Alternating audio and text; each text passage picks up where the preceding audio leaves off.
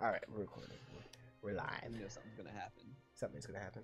Oh, we're live. We have 3,000 viewers right now. Just Oh, right now. just right now.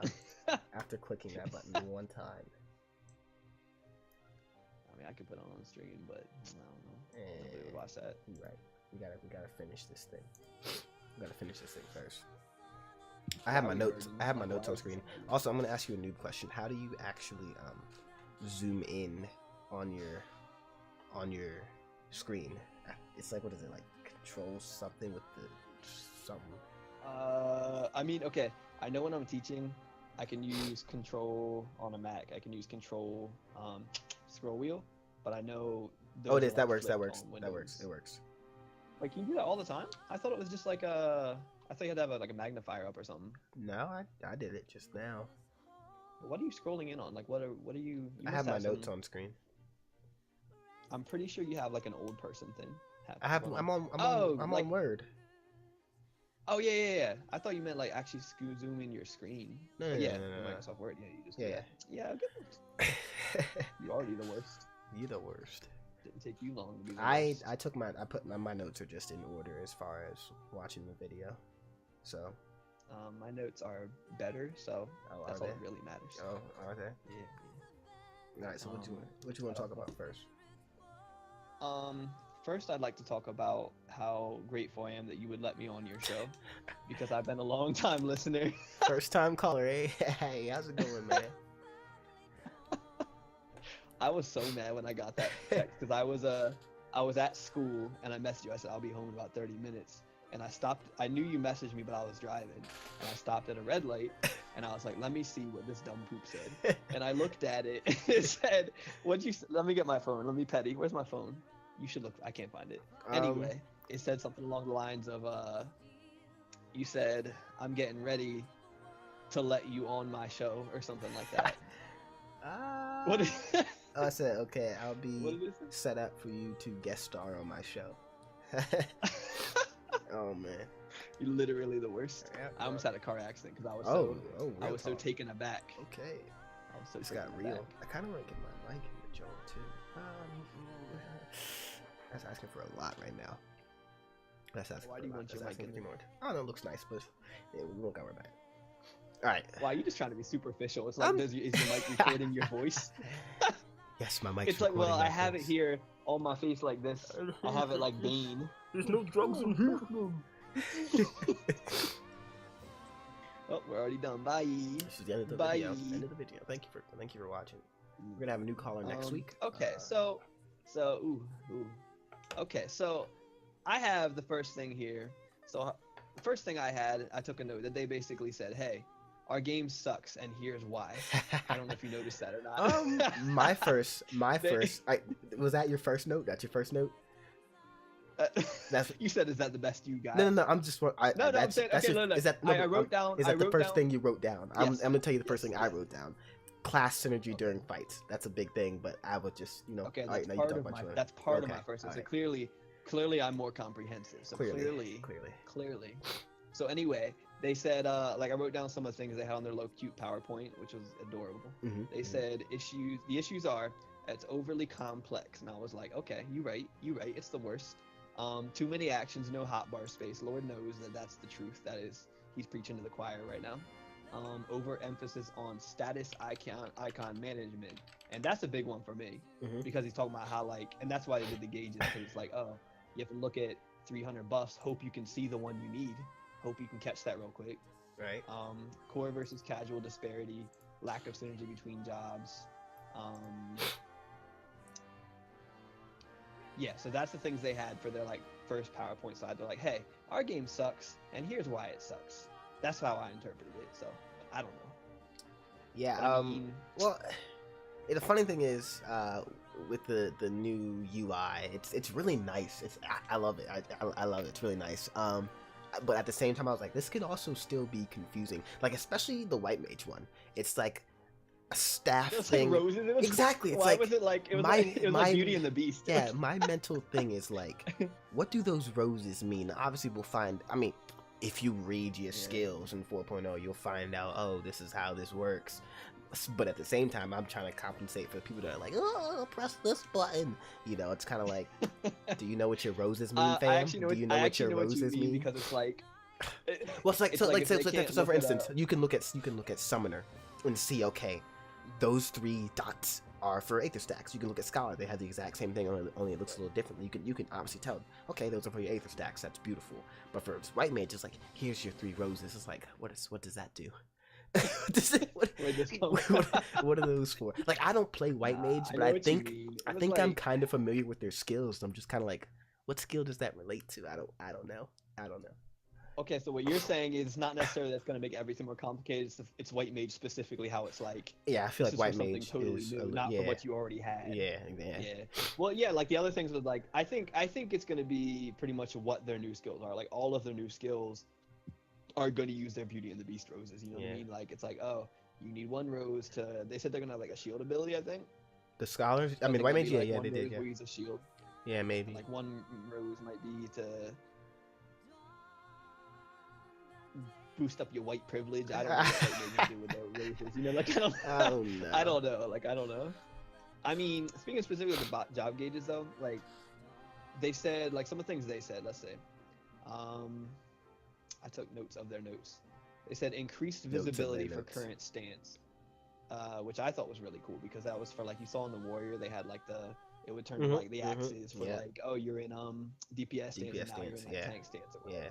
Same thing for Paladin. Cool. I did notice that there was a delay between when you would switch to and then when the UI would swap. So like, oh, I'm in Sword Oath, and then UI would be like Sword Oath. Oh yeah, it was like an animation. There was Didn't it kind of like move but there was a slight delay, and I'm not sure if it's because it's not out yet. I don't know, but there was a slight delay between like literally there was like a 1-second delay between when the UI actually swaps to the different stance of either Sword Oath, Shield Oath, or Deliverance or Defiance. Yeah. But so I don't know. I feel like that just goes back to the latency though. True.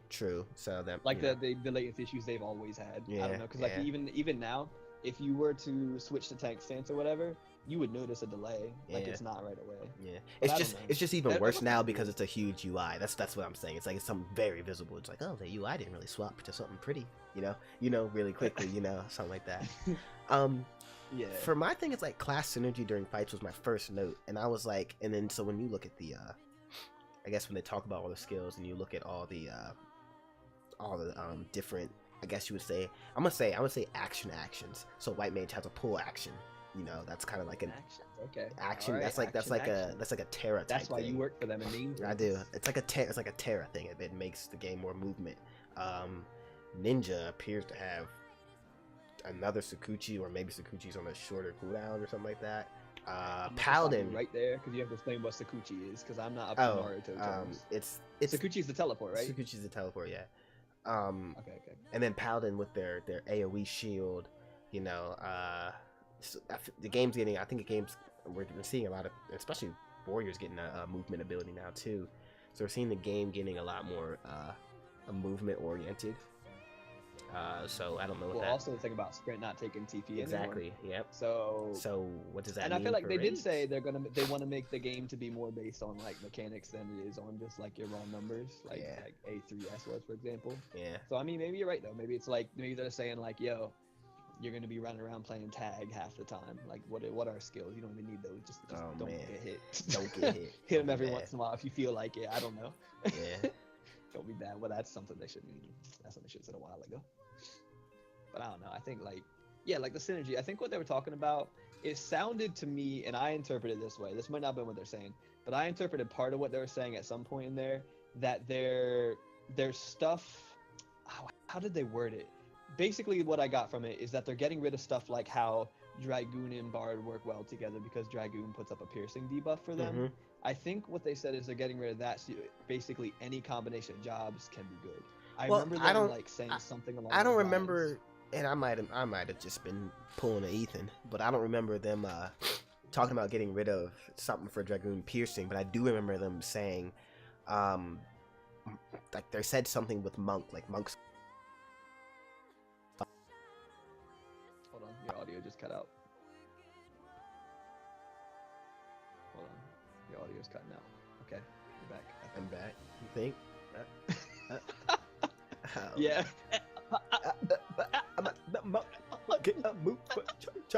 Okay, but go ahead.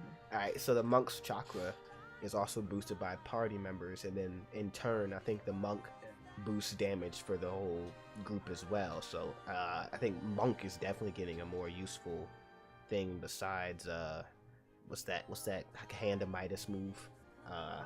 What is Hand it? of Midas? You know, I don't know. The 5%. I have no idea. The 5% I have never boost.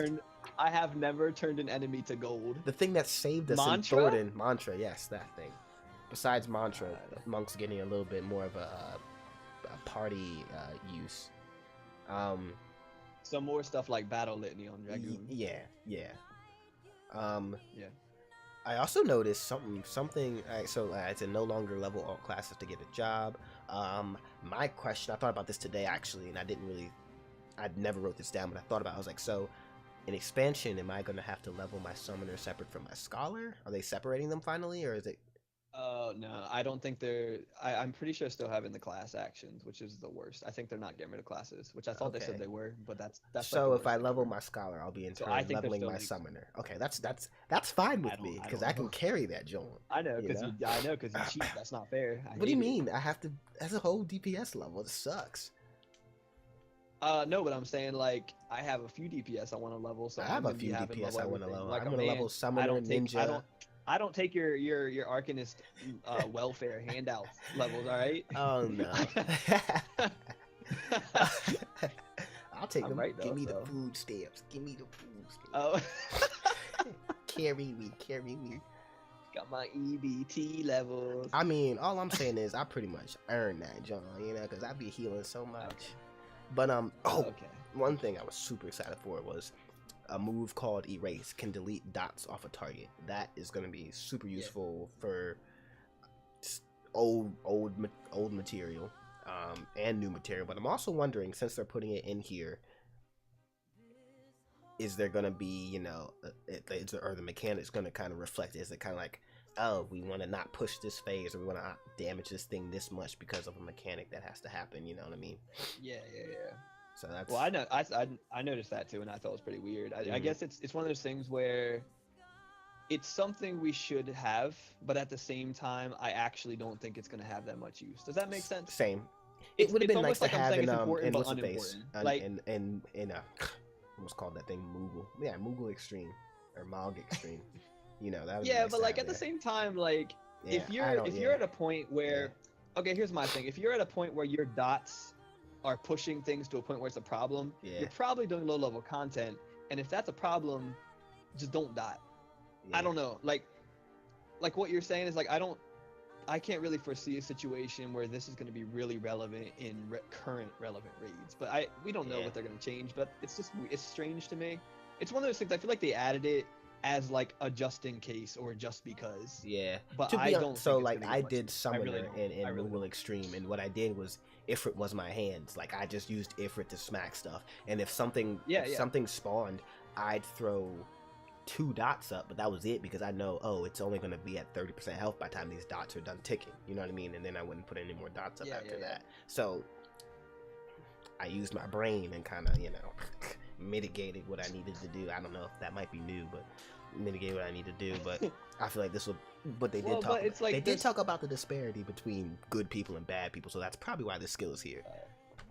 Well, you know, but like, okay, here's my thing. They didn't show all the skills and say exactly what they all did, like all the role skills for casters. But like looking at just some of the ones they showed, it was like I kind of feel like there's other ones that are so much better to take than Erase. True. You know what I mean? True. I personally feel like there's will not be be so taking many ones. Erase. It's like I will not be taking Erase. Yeah. I mean, like the ones I have written down, like the ones I noticed were Shorecast, which everyone knows that's the best. Everyone needs that. Everyone uses that all the time, right?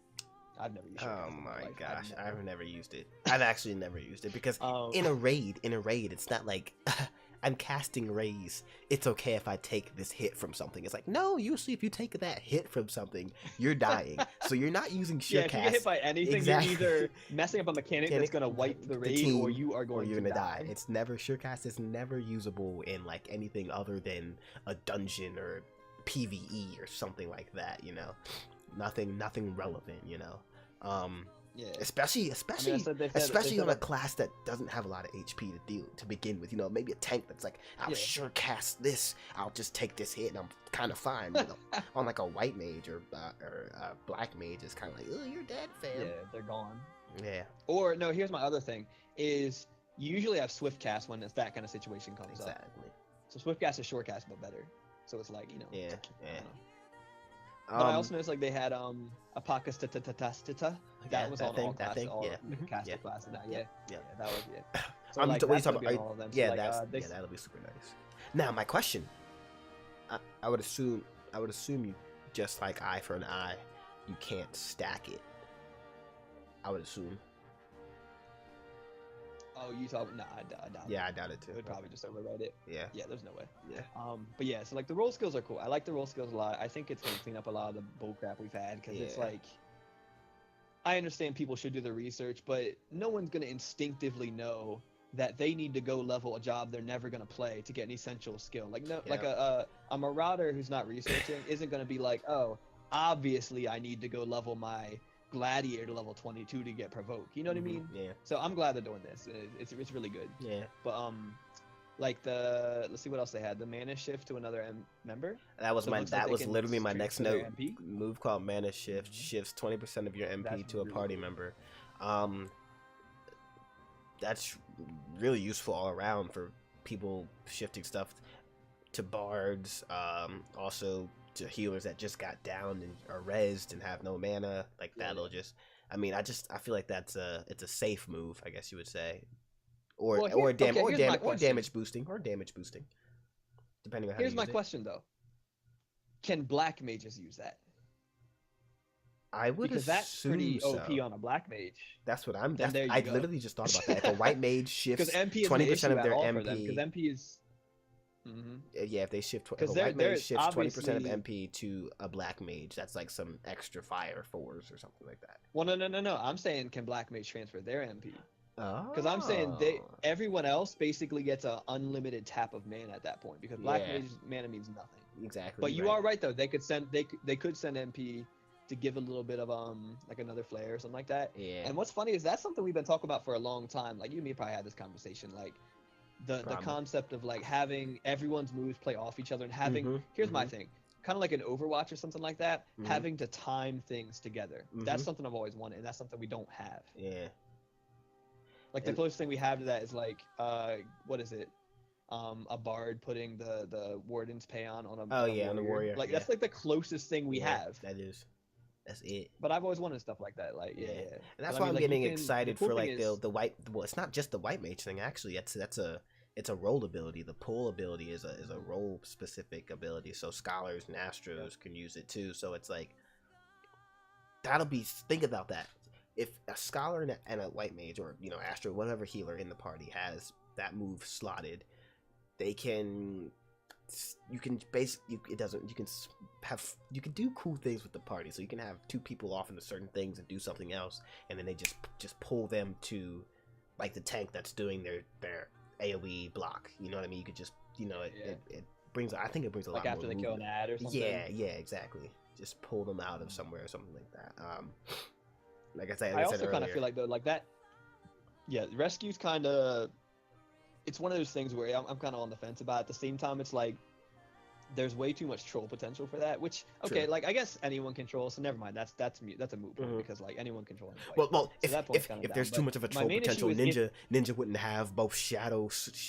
What is it? Shadow wall or whatever, and smoke screen. Like Exactly. Yeah. They knew. So that's not really an issue. But the one issue though is that you're depending. I never want to get to a point where I'm depending on a white mage to do my movement for me. You're right. That's scary to me because I don't trust people. We got trust issues. You're right. So like, well, that's what black mages. Black mages had to trust people when they wanted to use aetherial manipulation. They had to be like, "Yo, fam, you need to be where I need you to be." Yeah. But then I would never use that because I don't trust people. Like I guess okay. I can't knock that because that's like. That's like what we talked before. It's like you can't say like, oh, we shouldn't have internet because people use it for bad stuff. You know what I mean? It's like there will be uses. I don't know, but I feel like I'm worried about people being reliant on it Mhm. and then raging at a white mage for not pulling them correctly, Exactly, yeah. when that's literally their job to literally use their actual legs and move to where they need to go. And they're like, Yep. why didn't you pull me? Like, it's like, bro, come on. And especially, it'll be Like, something. you knew- The you funny knew thing he was is, gonna be bad it'll with be it? something that wasn't talked. Like, like I could see if it's like, okay, at this mechanic. Yeah, yeah, yeah. If Like, when I do this, assumed. when I do this, just pull me out. And you're like, okay, fam, I got you. And then they don't pull you. Then it's like, yo, fam, what up? But if it's like, they pulling, yay, and then they die from some mechanic, like, yo, white mage, why didn't you pull me? It's like, wait, what? I didn't know what was happening. Yeah, I that's okay. That Kick you're 'em, exactly kick getting the 'em point out. I'm getting at. You're hitting on the exact point that I'm getting at, and that is my fear that that's going to become a responsibility of white mages and healers. That's my fear, because that's going to be bullcrap. Like, I understand it won't be that big of a deal, but when you're healing stuff and trying to DPS, it's like, please don't rely on me to do that. That's dumb. Yeah. Like, I just don't want that to become a standard. That's all I'm saying. I don't want Yeah. that to be the golden standard for a healer. Like, Right. that's just dumb. I got a little ahead of myself, and I was like, all right, no more raging strikes, which is what they said. But then I said, no more quelling strikes. Get good scrubs. And then I was like, and they're like, oh, that move is being replaced by diversion. And I was like, okay. Replaced Well, all right, well, okay. So I guess diversion. I think diversion is going to be a role specific ability. I'm I not have sure. that under my caster. Okay, one, that's so what I think assumed. that's, I wasn't sure if it was going to be all DPS or just deep caster DPS. So is that replacing quelling strikes or raging Yes, strikes? they That's said not so. replacing They raging said- strikes. I don't think. They said no more raging strikes, but I think they have a similar thing for it, for all DPS. But quelling Yeah, strikes. and they didn't show that, but I remember. Yeah, they them saying didn't. that Yeah, similar. quelling strikes is being replaced by a move called diversion, and I don't think they talked about it, but I would assume it's from the word. It sounds like I'm diverting my aggro to someone, so I would assume it's kind of like what Ninja had. That's exactly what I was thinking. I'm wondering if when Ninja's getting if their move is going to do something else now, and maybe or they just get rid of them and basically add some everyone's getting cooler that. things. I don't know. Ooh, more frogs. Ooh, More frogs. Maybe we can get a Sasuke snake up in that John dog. Get some poison. Get a poison dot off that. I'm just dreaming right now, but I'm just saying. All right. Next, moving on. Since you're talking about Naruto, I'm trying to avoid the Naruto talk. Let's see. Tank actions. So they have a stun that's like a low blow click. I have that here too. A kick, a click. Well, the That's pretty thing. I But isn't that what saw. Dark Knight has already? Is it just gonna be Dark Knight's move? I saw a dragoon. If you go watch the little trailer for the abilities, the dragoon actually does a low sweep kick. I would assume that's low blow. Well, they've always had that. That's their. No. leg It wasn't leg sweep. They kicked. Okay. Yeah, it wasn't. It was. Isn't that a tank action though? Well, that's what I Okay, thought maybe until I saw the here's what I'm dragoon thinking. use a Maybe kick some of these that had the abilities stun little. are- It had the stun sound effect. Okay, so maybe the I don't know. Maybe there's some skills that go from like between different roles as well. Mm-hmm. Because I had that under my tank skill. I would assume maybe too. I had that in the wrong section. Because I have move called low blow, kick move might generate aggro because I have a question mark there because they did say tanks were getting it, and then I said looks like a stun later in live letter because I saw the dragoon do the kick and it was a new dragoon doesn't have a kick and I was like if they're gonna add a new dragoon move it's not gonna be a stupid kick, so I'm assuming that's low blow, I mean, if I can be an astrology and go kick someone in the face, then I'm fine with that. We won because I Like kicked him. stun him, it's like Exactly. like all the DPS like don't have their stuns. Like I'll save the day, just kind of bonk. Man. They said reprisal is gonna. That be was my cross-edged. next That's note. the one Yeah, where that was my next if note. you parry, what is it? If you parry, what is it? It's a dot. If you parry, It's like an off global cooldown attack, yeah, right? it is. Yeah, it's just like shield, What does it do, though? I don't remember. shield slash or something. It's just a. I think it's a dot that I think it does damage or it ups something or lowers something. Okay. Yeah, I don't know. it is I a don't dot remember. It's been though. so long since I played Dark Knight. But it was just Okay. I I mean, they're also getting AoE provoke. It said I have saw right here that. that they're getting goad. yeah. getting goad, I Goad guess. is now accessible for all melee DPS, not tanks. Or So caster DPS. what if melee DPS includes tanks? That's what I'm wondering. Maybe that's why the kick. is there. So maybe it's like some that are just tank, and then the melee DPS ones are extended. I think there's just some that are cross. It might just- Maybe. I don't know.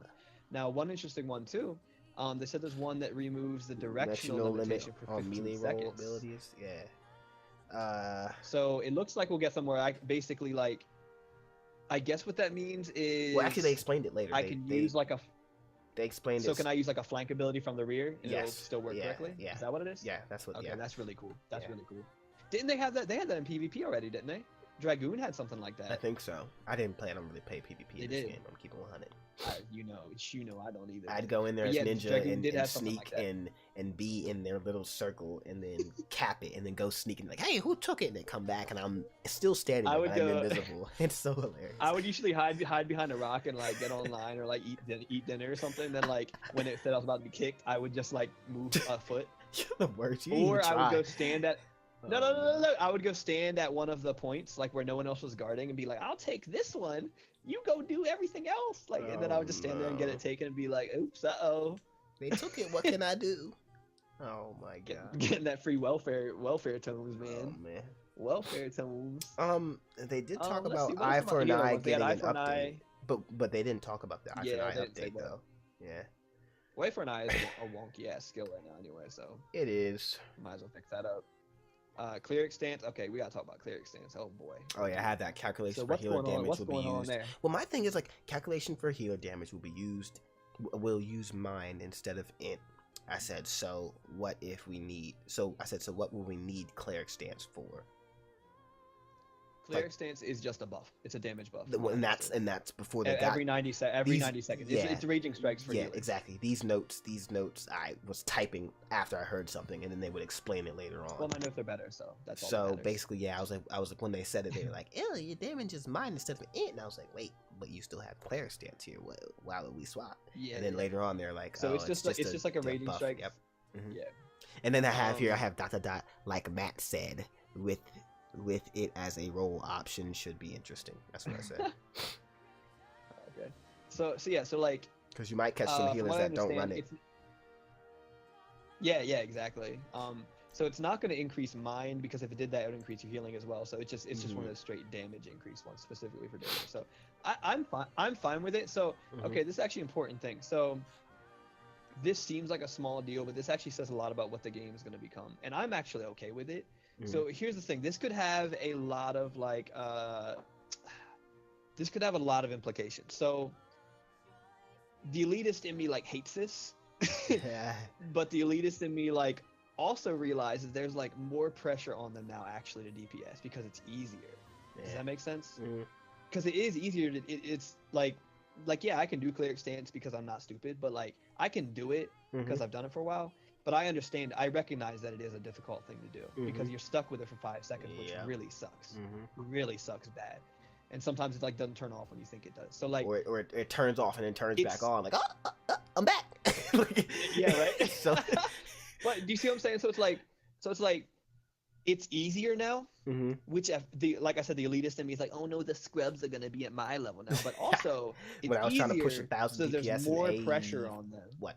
Yeah, so it's Was like that A5 Faust on Yeah. Scholar? So God damn. like there's more options, there's more times and options to weave DPS, and that's one of the major things. Yeah. Because you don't have to think, well, I'm gonna need to heal in a second, so I can't do this, or let me just put a non-cleric stance, whatever.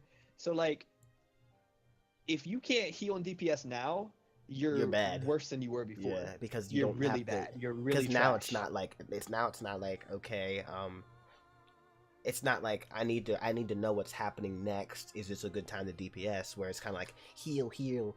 I can DPS without any risk, because if something happens, like, oh, I can still heal. I don't have to go turn cleric stance off and then try to heal. You know what I'm saying?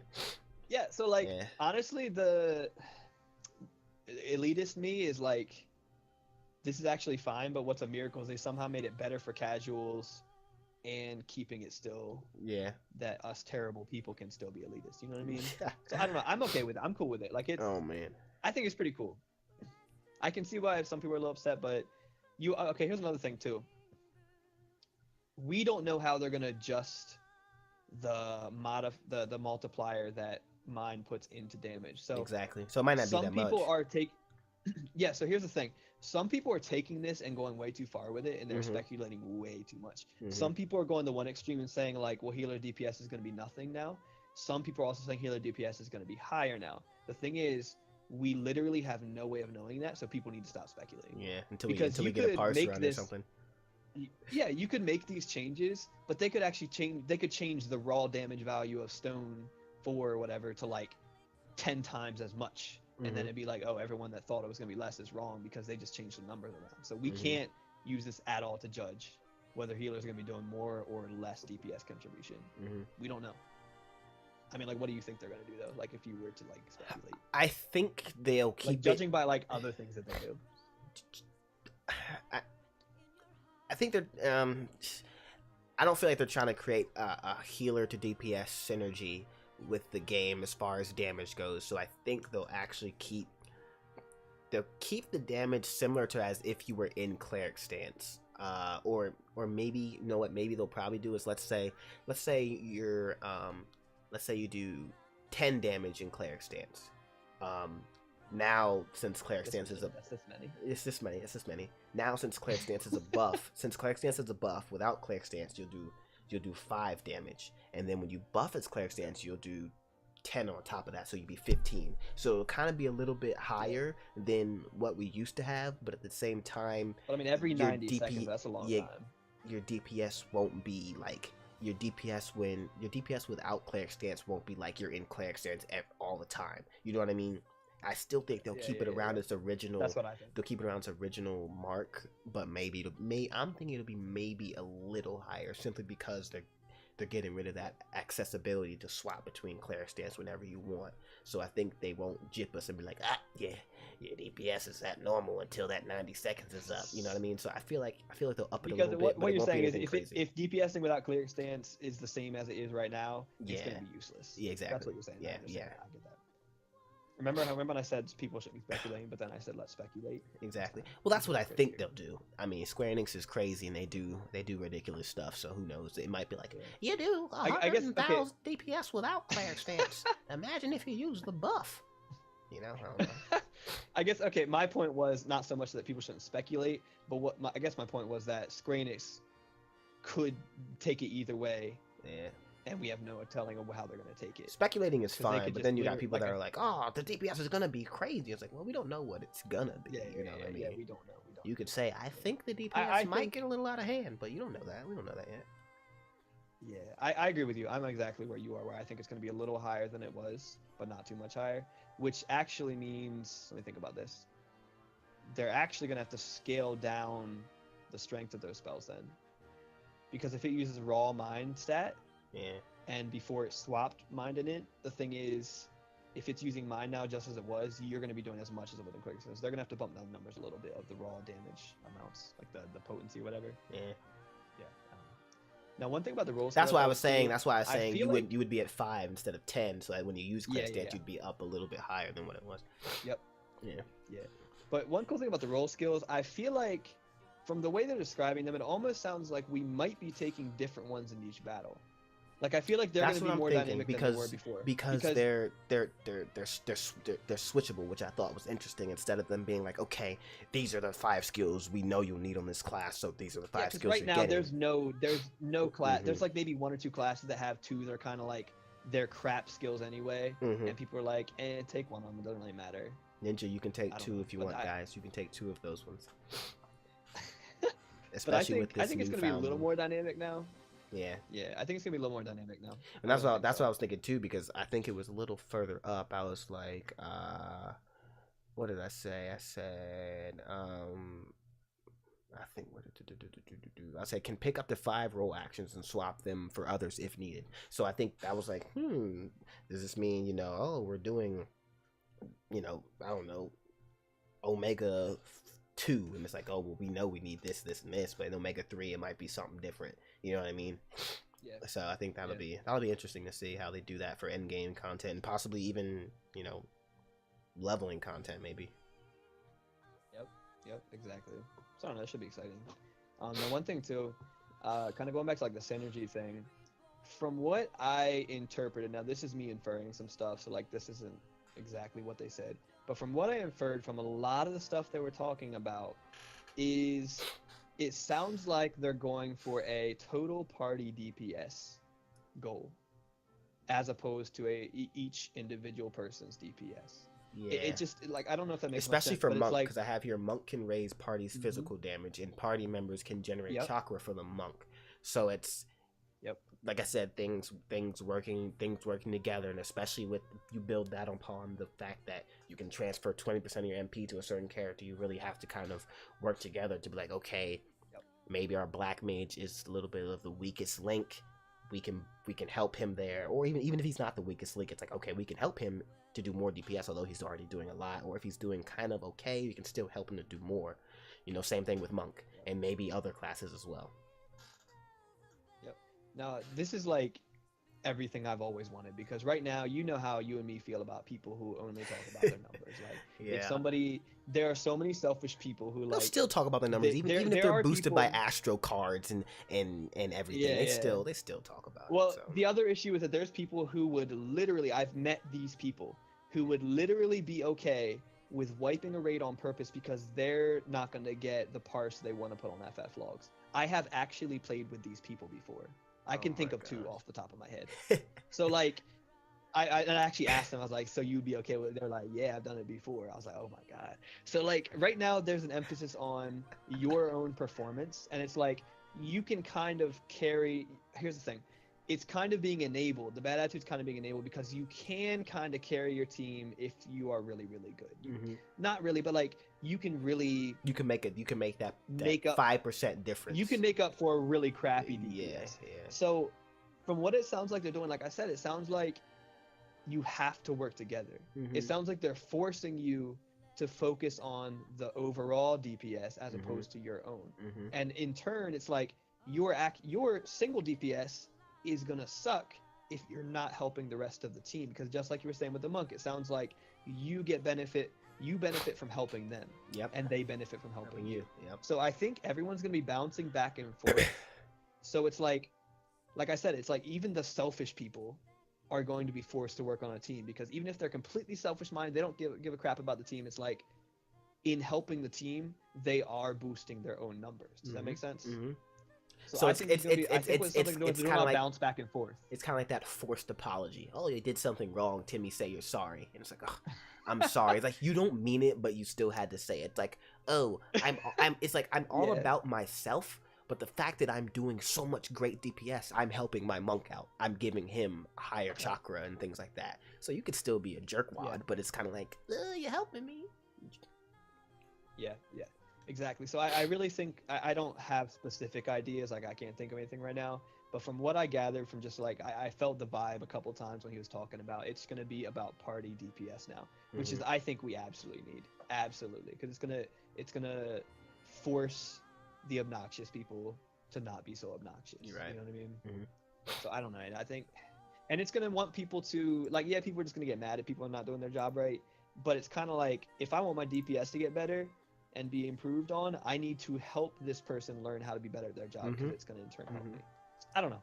I just think it's going to be great. I think it's really going to be great. Exactly. Again, gets back to that whole synergy thing. Not just what the abilities do, but like the numbers behind them as well. So so I think what's going to happen is that they're going to be less specific. So like I was saying earlier, right now we have weird stuff, which are like overpowered combos. Like I said, Bard and Dragoon, because the Dragoon is given that piercing debuff, and then the Bards can hit off that, or like Bards and Black Mages or something like that. So since they were talking about making it so like all combinations are possible, I think what that means is their abilities are going to get a lot more general. So as opposed to being like, hey, I'm putting a piercing debuff on them, I think it's going to be like, I'm putting a damage debuff on them. You know what I mean? Like vulnerability. It sounds like things are going to get a lot more general, which I'm, again, completely... Well, then again, they gotta swap up Ninja a lot, because what's Ninja's water? Why have water anymore? If it's gonna be a generality to have a vulnerability down on a mob every whenever, almost if it's a ability. So I'm with you saying this, I'm interested to see what they do with Ninja. And reading what I have here, it's like, okay, we have a diversion that is a role specific skill. It's like, okay, well, I guess I wonder what they're going to do with these other two ninja moves that do the same thing, and now that you're saying that it might be a vulnerability down, it's like, oh, well, what's sneak attack? What's that? Hello? I mean not specifically that, like I mean not specifically, but I know, but I feel like they're going to be more general. Yeah. what was it? I want to say that this expansion, like people were calling this the monk expansion, but after watching the little trailer I of the think it's the classes, samurai expansion. I don't think it's it's the samurai expansion because that's the new job and everyone loves it. But they call it the monk expansion, I guess, because of the story. But I think it's like 0.5 Dragoon expansion because Dragoon, I feel like Dragoon is gonna because Dragoon is gonna listen. It was a. I think I honestly think you'll love Dragoon in this expansion. I think Dragoon swaps between two different Blood of the Dragons. So one form you're in Blood of the Dragon, the other form you're in whatever they called it for the Nidhogg or whatever. You know what I mean? So you'll have specific moves in that form, and you have specific moves in Blood of the Dragon. What I don't know, but what I speculate is you're in Blood of the Dragon. When your blue eye opens, you can then go into the red form of Blood of the Dragon, and then if you notice in the thing, the eye is closed when you're in the red form, and then you do all this damage, and then all of a sudden the eye opens when you're in red form. So I assume then you can use this one ability that might put you back into the blue form. So I think the whole time you might be swapping between these two different Blood of the Dragon type things, which looks very interesting. And then the UI for it looks amazing too, because it's like this eye that opens up, like I'm ready. Do this. The Eye of Sauron's like I'm ready. I interpreted it more as a second stage to it. That's what I mean. That's what I mean. I didn't think it was like a horizontal form, like it was like this or this. I thought it was more like you're in blue form, now you're in red form. I thought it was like a Dreadworm stance. Well, that's what I'm saying. You'll be in blue form, and then you'll be in red form, and then after you expel that, you'll go right back. You'll go down to blue form, and then you're gonna work back up. So it might not be horizontal, but it's kind of like you'll be playing in these two fields. You know what I mean? So I thought that was I loved that. I thought that was very interesting. I was like, ooh, Zeke's gonna just love this. I love it. I don't really play Dragoon like that. I saw that they said Warrior's Wrath had been removed, but at the same time they still have it, but it's a bar now, you know? You saw that, right? Yeah, okay. Let's talk about the job gauges specifically. Let's talk about those. Yeah. So like I brought up a picture right now. I'm gonna look at them. I have notes for some of them that I really thought about. So I mentioned this earlier, but a couple things they said about the job gauges in general. They said increased visibility for your current stance, which we talked about. This is pretty cool, I think. Emphasis on visual, not numerical. So the reason they did this was to put an emphasis on like, here's something to look at, a gauge you can easily glance at, as opposed to like, let me squint my eyes and see what numbers on top of here and do some math real quick in my head. You know what I mean? It's like you'll be able to see stuff on a actual gauge, and you can know like very quickly at a glance, even in your peripherals, like what's happening with your job. One interesting thing I thought was pretty cool. They said this is one of the ways they're trying to help with the disparity between like the goodies and the baddies. Now, I do have issues with some of the changes they're making, like Black Mage, for example, where I think it's turning into like baby mode, like people call it, you know? Yeah. So I think they are doing a couple things that I don't really fully approve of, that are kind of making it too easy. But I definitely think this isn't, the job gauges thing isn't like making it too easy. It's just making it more accessible to everyone. Yeah. So like kind of like you were saying earlier, like if someone's bad, they're still gonna be bad with these job gauges probably. Yeah. But what I was thinking about specifically is there might be people who have like some kind of like disorder where they have trouble like following the things on the screen, right? Maybe like people with ADHD struggle with that. So I think this is gonna help people who are good and aren't dumb, but are hindered by the way it is right now with just like buffs and debuffs. I think that I agree with you there, but I also think it's just like you said also, it's just an overall better system for some of the classes, like especially Scholar and Summoner. Like you might not even have you can just kind of not even, you can peripheral look at and see I have this many Aether stacks left, just because of how nice that looks, how blunt it is, instead of having to look down at your little a status bar and be like, okay, I have 2 Aether stacks left. You know what I mean? It's I feel like it's, like I said, they said it's a little more visually acceptable, I guess you would say. And especially for Astro, I'm looking at Astros right now. That's really nice. Monks is really nice.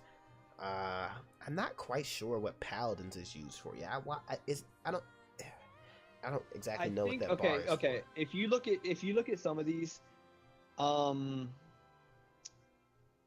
I get a feeling that I don't know. It could go one of two ways. Okay, one of two ways. Mm-hmm. These jobs that are just like simple jobs like Paladin and stuff like that have like a bar on them. Mm-hmm. I feel like that could just be their TP, just in a fancy form. Maybe. But I also think a lot of these jobs might be getting some kind of like build up feature where they're building up.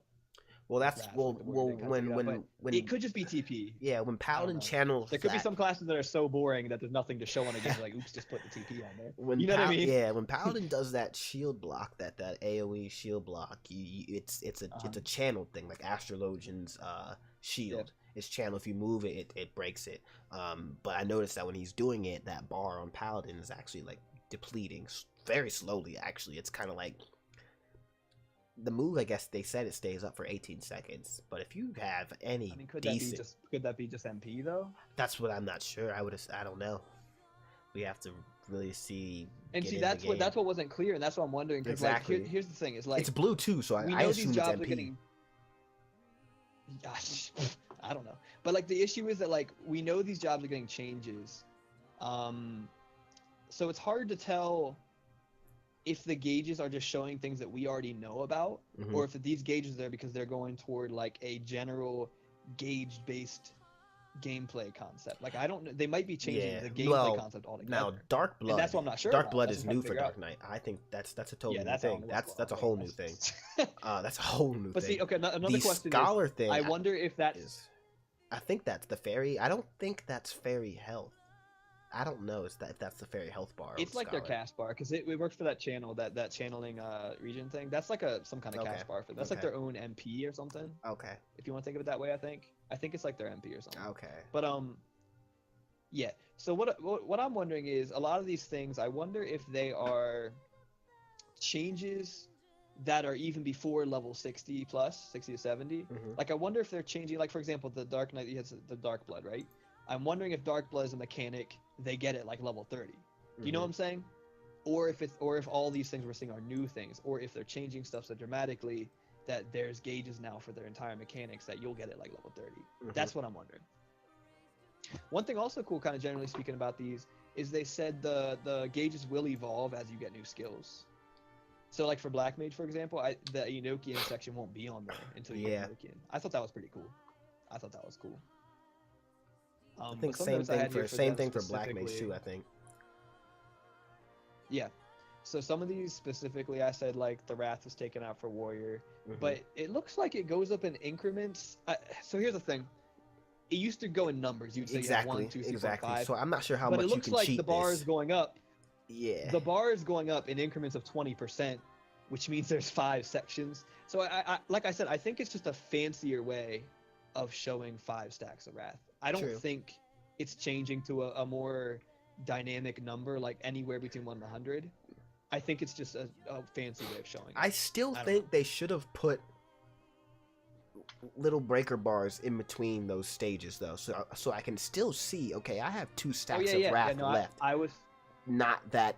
What is that? Is that 2? Can I get 2 more FFxiv? I can't tell. You know what I mean? No, I was. Yep. I was thinking I mean, obviously, if you play it a lot, you'll learn. Yo, I can definitely tell I got 3,000 more FFxivs left on this John.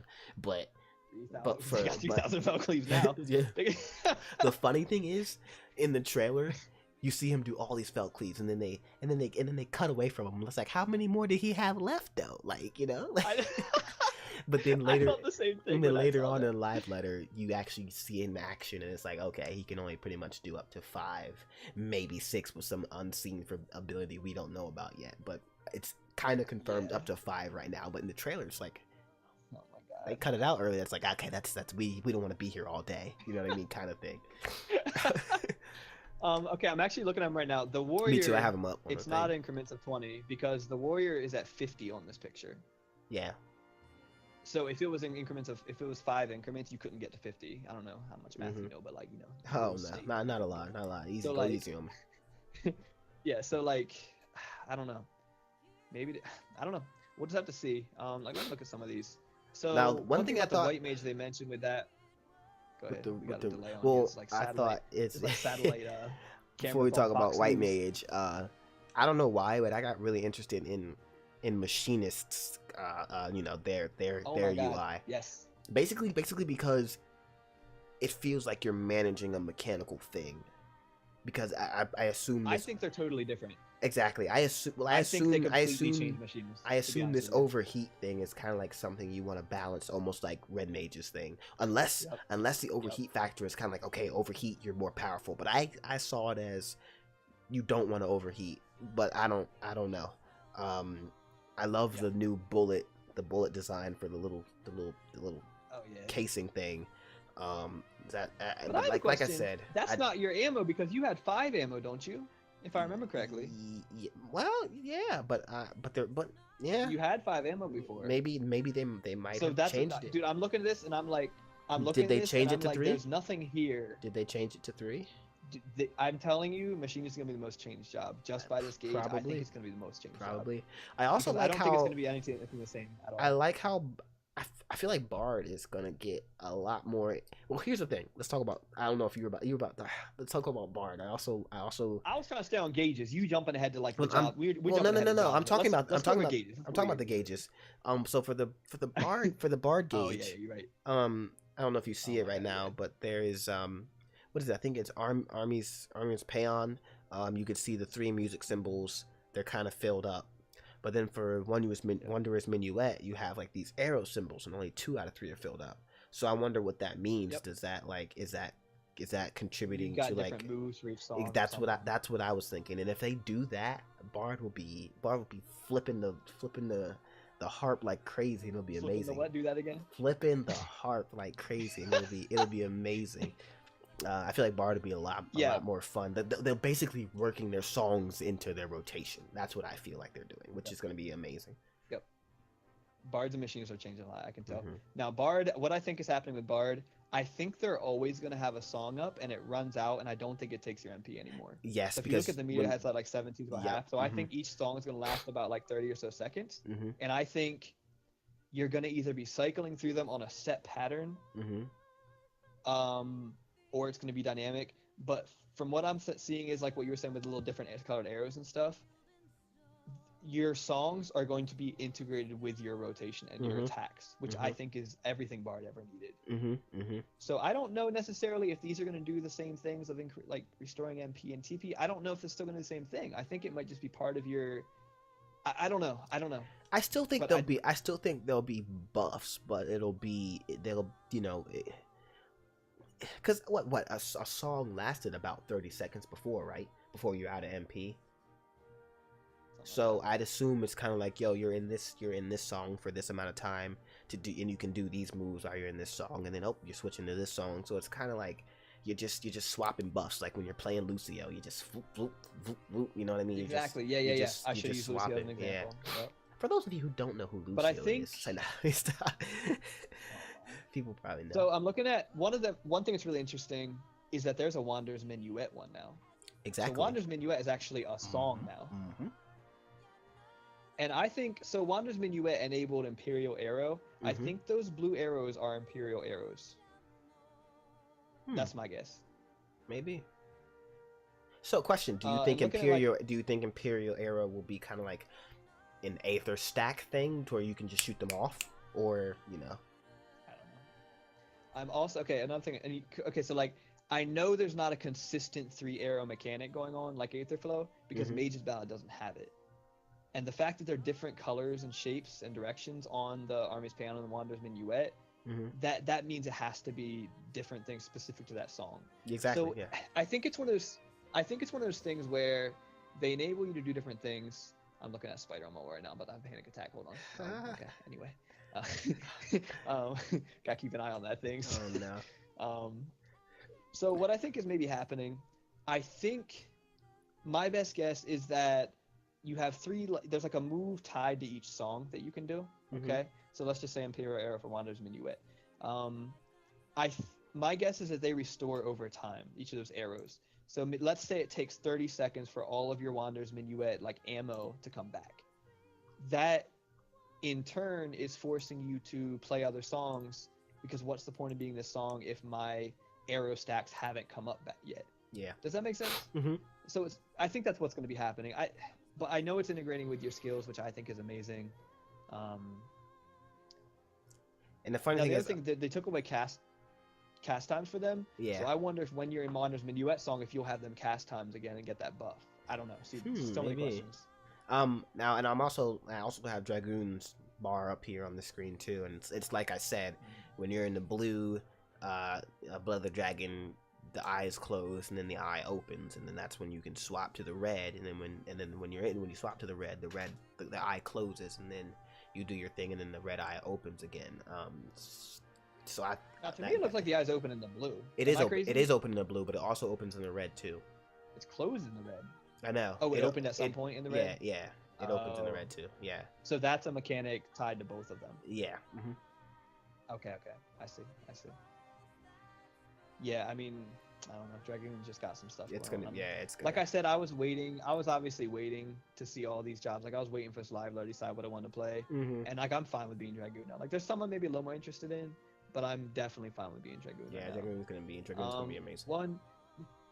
One thing about the White Mage one with the roses they talked about is they mentioned, what did I have? I wrote this down. Hold on. These lilies they mentioned can affect recast time, so I think you can maybe use them to cast like a spell instantly or faster. And they also use abilities like a barrier, so it's basically Aether Flow stacks. I mean, it's obviously it's just pretty much Aether Flow. So then, do you just go okay? So let's say, what's the difference between me casting Cure and then doing Lily Cure? Do I have to press like a button that is like is it basically like a swift cast button and then I cast my spell? Yeah, maybe it's like a. Okay, maybe. That's what my guess is. Okay. I don't know. Yeah. Or maybe it's like, you know what it could be? Maybe you like build up kind of like Monk does with Grease Lightning. Mm-hmm. Maybe it's Grease Lightning for White Mages, like Healer Grease Lightning. Maybe. Like when you're at 3 lilies, you're always casting faster. Maybe. And then you can burn those lilies for certain things, but then you want to, I guess you build them back up. Yeah. Okay. I mean, to me, I would never want to play it because that sounds too complicated. It sounds dumb because then it's like, Knight. Yeah, because I mean, this was just speculation. We're calling it dumb, but this was just speculation. It's kind of like, why would you burn the why would you burn the lilies if you at maximum healing capacity if you have 3? You know what I mean? Yeah. And if you're at maximum, well, you could also say, why would I get rid of my fairy? And people do that. I never did.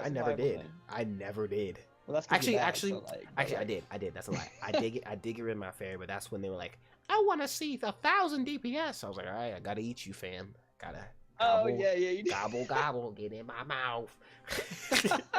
That's literally. You did do that. That's all right. That was the only time. Because I remember when I swear I was talking to you because who plays Final Fantasy with, when I was going through the, when Heavens were launched and we were going through Scholar and I was going through different moves, I was like, dissipation.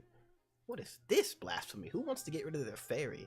And because I'm such an avid pet user. I use my pet during all this stuff. It's not just over there where it's like, I love this ability because I don't really use them anyway. I was like, no, I work my pet into what I'm doing kind of thing, especially on Scholar. Maybe not. I mean, Summoner, yeah, but Scholar was more like, yo, I need you, Eos. Yeah, but exactly. So I never really used dissipation, until I had the DPS. But yeah, so now I understand. From what I understand, it's only for the Aether Flow stacks because that's what I'm saying. If you think about it, like I did the math one time, and it ups your healing percent too for a little bit, but it's still not. But the fairy has moves that do that too. Yeah, but my point was like for single target healing, it doesn't help because the fairy. I did the math, and like the fairy heals like. It was more than the percentage of the healing buff gave you, like, because me and you use the macro where we heal with our physic and our pet at the same time. I think you use that. I do. Yeah, I do. So it's like I'm healing single target a lot more than even with that fairy eating debuff or buff. So it's like, I guess it's good for stronger Adlos and stronger Succors. Yeah, that's the only thing I can think of. But I stack crit, so I be critting 24/7. So that's I don't need that. Okay, but we'll get on to that when we get down to gear. But all right, so we're skipping gear today, everybody. No. Yeah, we still on that Fox News delay. I'm mad about this. Oh man, I need that instant feedback. That instant feedback. Yeah. So some of the things, the Astra one. This is actually one of the most interesting ones out of all of them. There's something crazy going on with Astro. Because if you notice, he was pulling the same cards, I think. Like, I'm looking at the one right here as Aspire. I have it too, yep, right here, yeah. It says 200% for some reason. And if you look over on the right side, there's angel wings on there, okay? So there's something really strange going on. First of all, he's drawing 2 cards. I don't know if you noticed that. He has 2 cards stocked up in there. And I'm not sure, maybe one is just the spread card. Yeah. But I almost feel like they're drawing 2 cards. It's kind of like Tetris, how you can swap in a block, but you can see what that block is going to be when you swap in. So this could be one of 2 things for me. So it could be either that it's just showing your spread card, or that when you draw a card, you can see what you're going to get if you shuffle. You see what I'm saying? Okay. Because when you shuffle, it gives you another random Now, what do you card, think? but- What do you think so that either this is your move? spread, or What do you think that circle is? now here's the thing on the right side. I think that is either a random effect that comes from a card, or it depends on the combination of cards. That could be it too. Do you see what I'm saying? Yeah. So like a Spire and the Ewer could bring the wings or something like that. So there's something going on, but that is a new thing. And one thing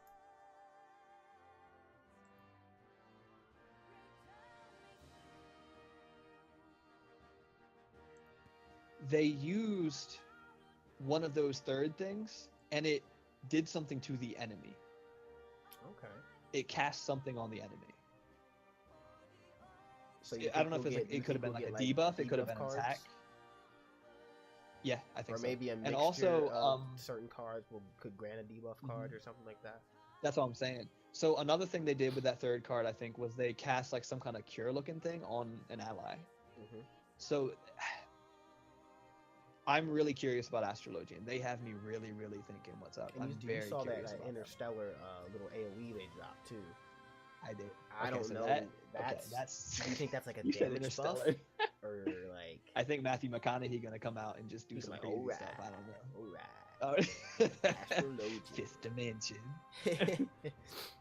Hell no. No, like yeah, there's something crazy. I say Astro, Machinist, and Bard are really getting some major changes. Major changes.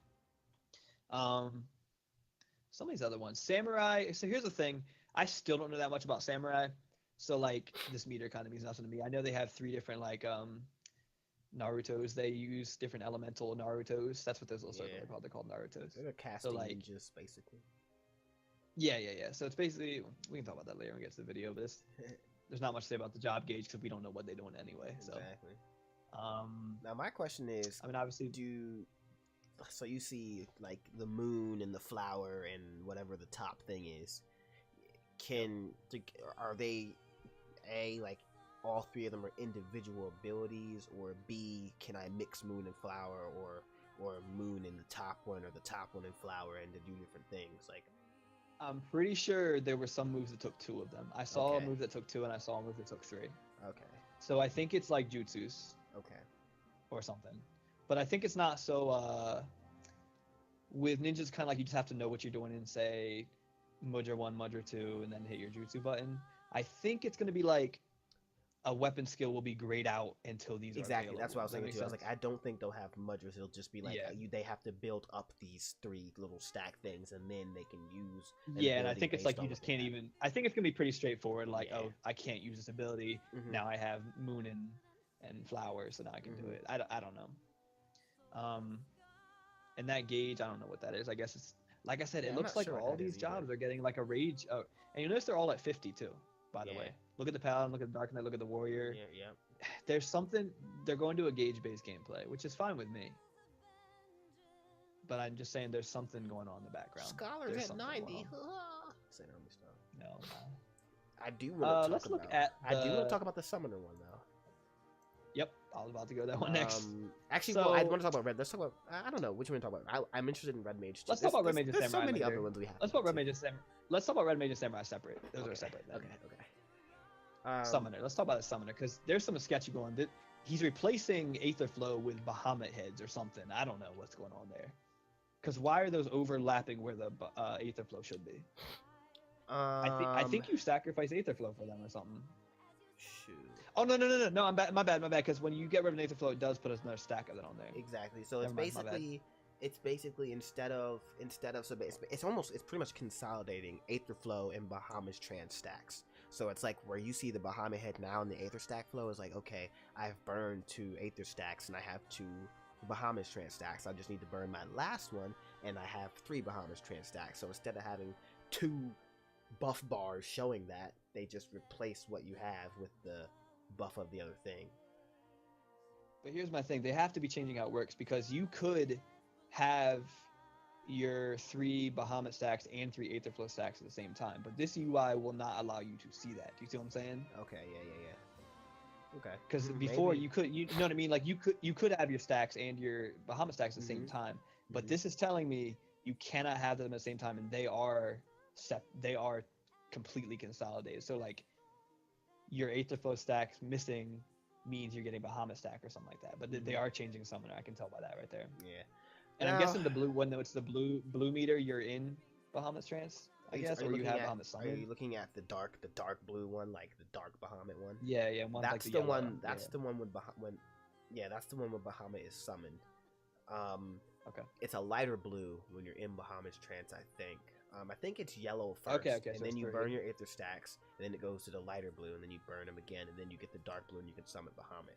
And from what I saw from the trailer, he's out for about 15 seconds. It looks like he does an auto attack. He then does a Akmorn, but I'm not sure if that Akmorn was kind of like a do it, or if he's just like, I'm doing it, you know what I mean? I don't know if he does it himself, or if you have to. I'm assuming you'd have control, because that would be kind of OP. You might push a phase or kill someone you don't want to or something. True. So basically, it looks like he can do maybe 2 autos and 2 Akmorns within the time that he's out. Or maybe just, like I said, I'm not sure. Now, I thought that was replacing Bahamut's Trance. That's what I first thought when I heard about it. Yeah. But looking at it, was he still doing his own Death Flare? Because it looked like Bahamut did like a Death Flare too. Yeah, Bahamut did. Or do Akmorn, Death Flare. whatever you want to call it. So like, we're original. We're original over here, so we call it. Is this the caster equivalent of the 5 Felcleaves in a row? Is this what this is? It's like 5 Akmorn, just like Bahamut did in T13. Is that what's happening right now? We deserve it. We deserve it. Yo, fam, I can't. I mean, I don't know. I don't know how. I mean, I love it. It's awesome. We're getting to summon Bahamut, but it's kind of like, what if Ifrit was out and we wanted to swap to Ravana? Hey, you know what I mean? We could have got a little cooler with it, and then. Or you could actually Ethan, you need to calm down. Or you could just summon the actual version of the little puppet you have. Instead of Ifrit, you could summon actual Ifrit. You don't have to summon a whole different summon together. But see, like that's my yes, that would be my initial push. We should just get to that system. But the fact that they're showing, we got rid of Garuda to summon a medium kind of big Bahamut. It's like, okay, that's cool. Now if I have Ifrit out, what's the deal on that coupon? What's up with that? It's red Bahamut. Oh god. I don't know. I'm summoner. We'll see. Here's the thing. Do you think they're going to do what you talked about before with having basically your rotation requires swapping out pets? You think they're going to do that? No, that's too hard. That's too hard. People can't do that. Nope. And here's people cannot do that. I don't think it would. The only way they could do that is if they did you swap out to Ifrit, and then if they keep this same system, Ifrit, you would swap Ifrit out for like Ravana, like a medium version of Ravana to do some melee damage. You know what I mean? Makes sense. Bahamut goes to Garuda for like little magic damage. Ravana with the sword, I guess you would say. The same thing but stronger and with the glamour on top of it. Yeah. That's the only way I could see them swapping pets, maybe in a rotation. Also, even if you didn't do it in rotation, it would just be beautiful to be like, okay, I'm on single target now. I'm using Ifrit Eggy, I'm in my rotation, in my double what do you call it? Aether stack rotation requires me to swap to Ravana, so I'm still doing single target. Oh no, mobs are out. Swap to Garuda, get through my double Aether stacks, bring out Bahamut, and I'm just laying down the AOE for the all the ads. It's just like that cool way of swapping Summoner into single target and AOE, but also integrating a lot more summons than just Titan, Garuda, and Ifrit, because no one uses Titan in raid buy. People use Garuda, but Ifrit's a little more DPS friendly depending on what you're doing. But there's never, in Heaven's Ward right now, there's nothing that really kind of, you really want Garuda here, you really want Ifrit here. There's none of that. That you're not a summoner, you're a Garuda controller. Literally, that's what you are. You're just a pet. You're Garuda Beastmaster. You watch people's pets. That's what you do right now, and you put dots on stuff. Like that's so like I said, if they would integrate, they literally, it's like Timmy.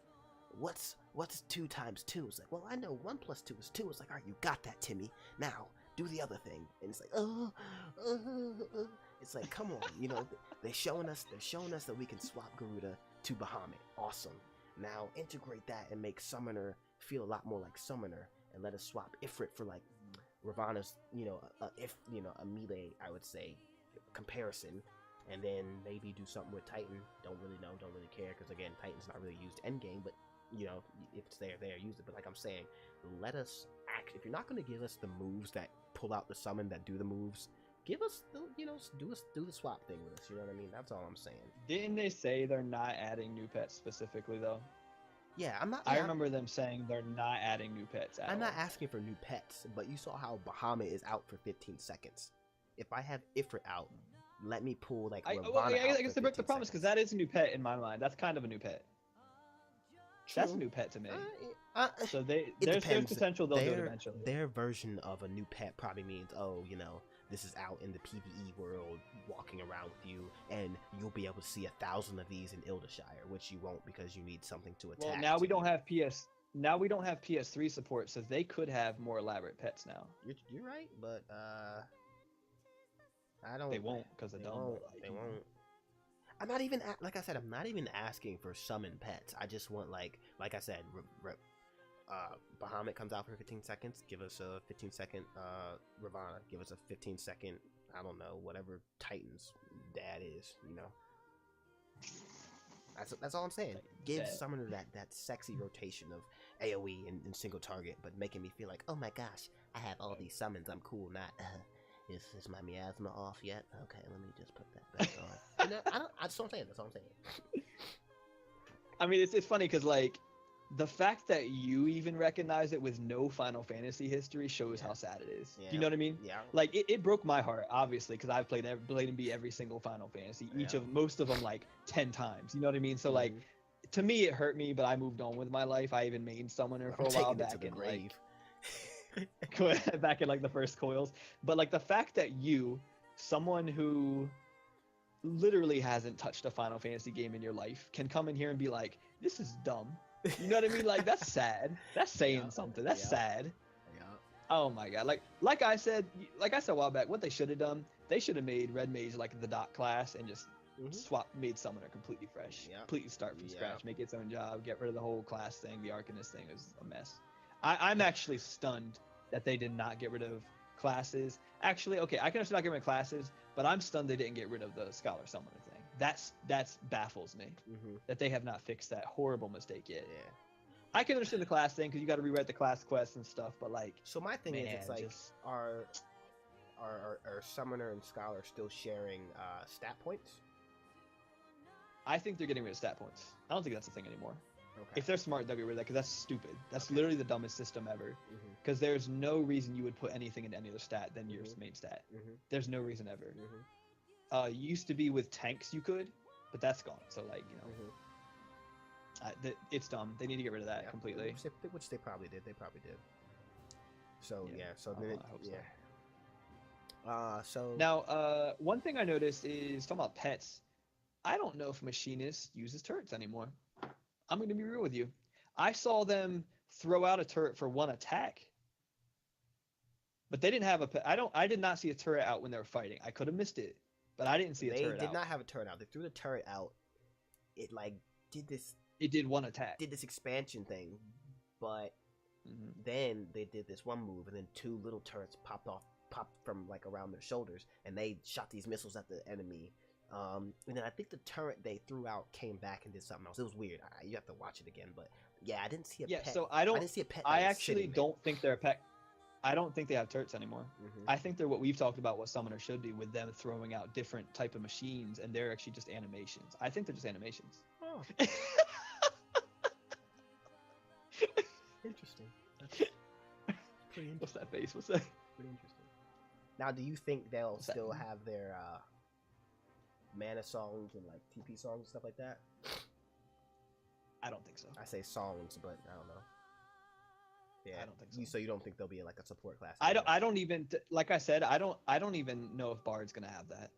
Yeah. I don't know. It just seems kind of, I don't know. I don't know.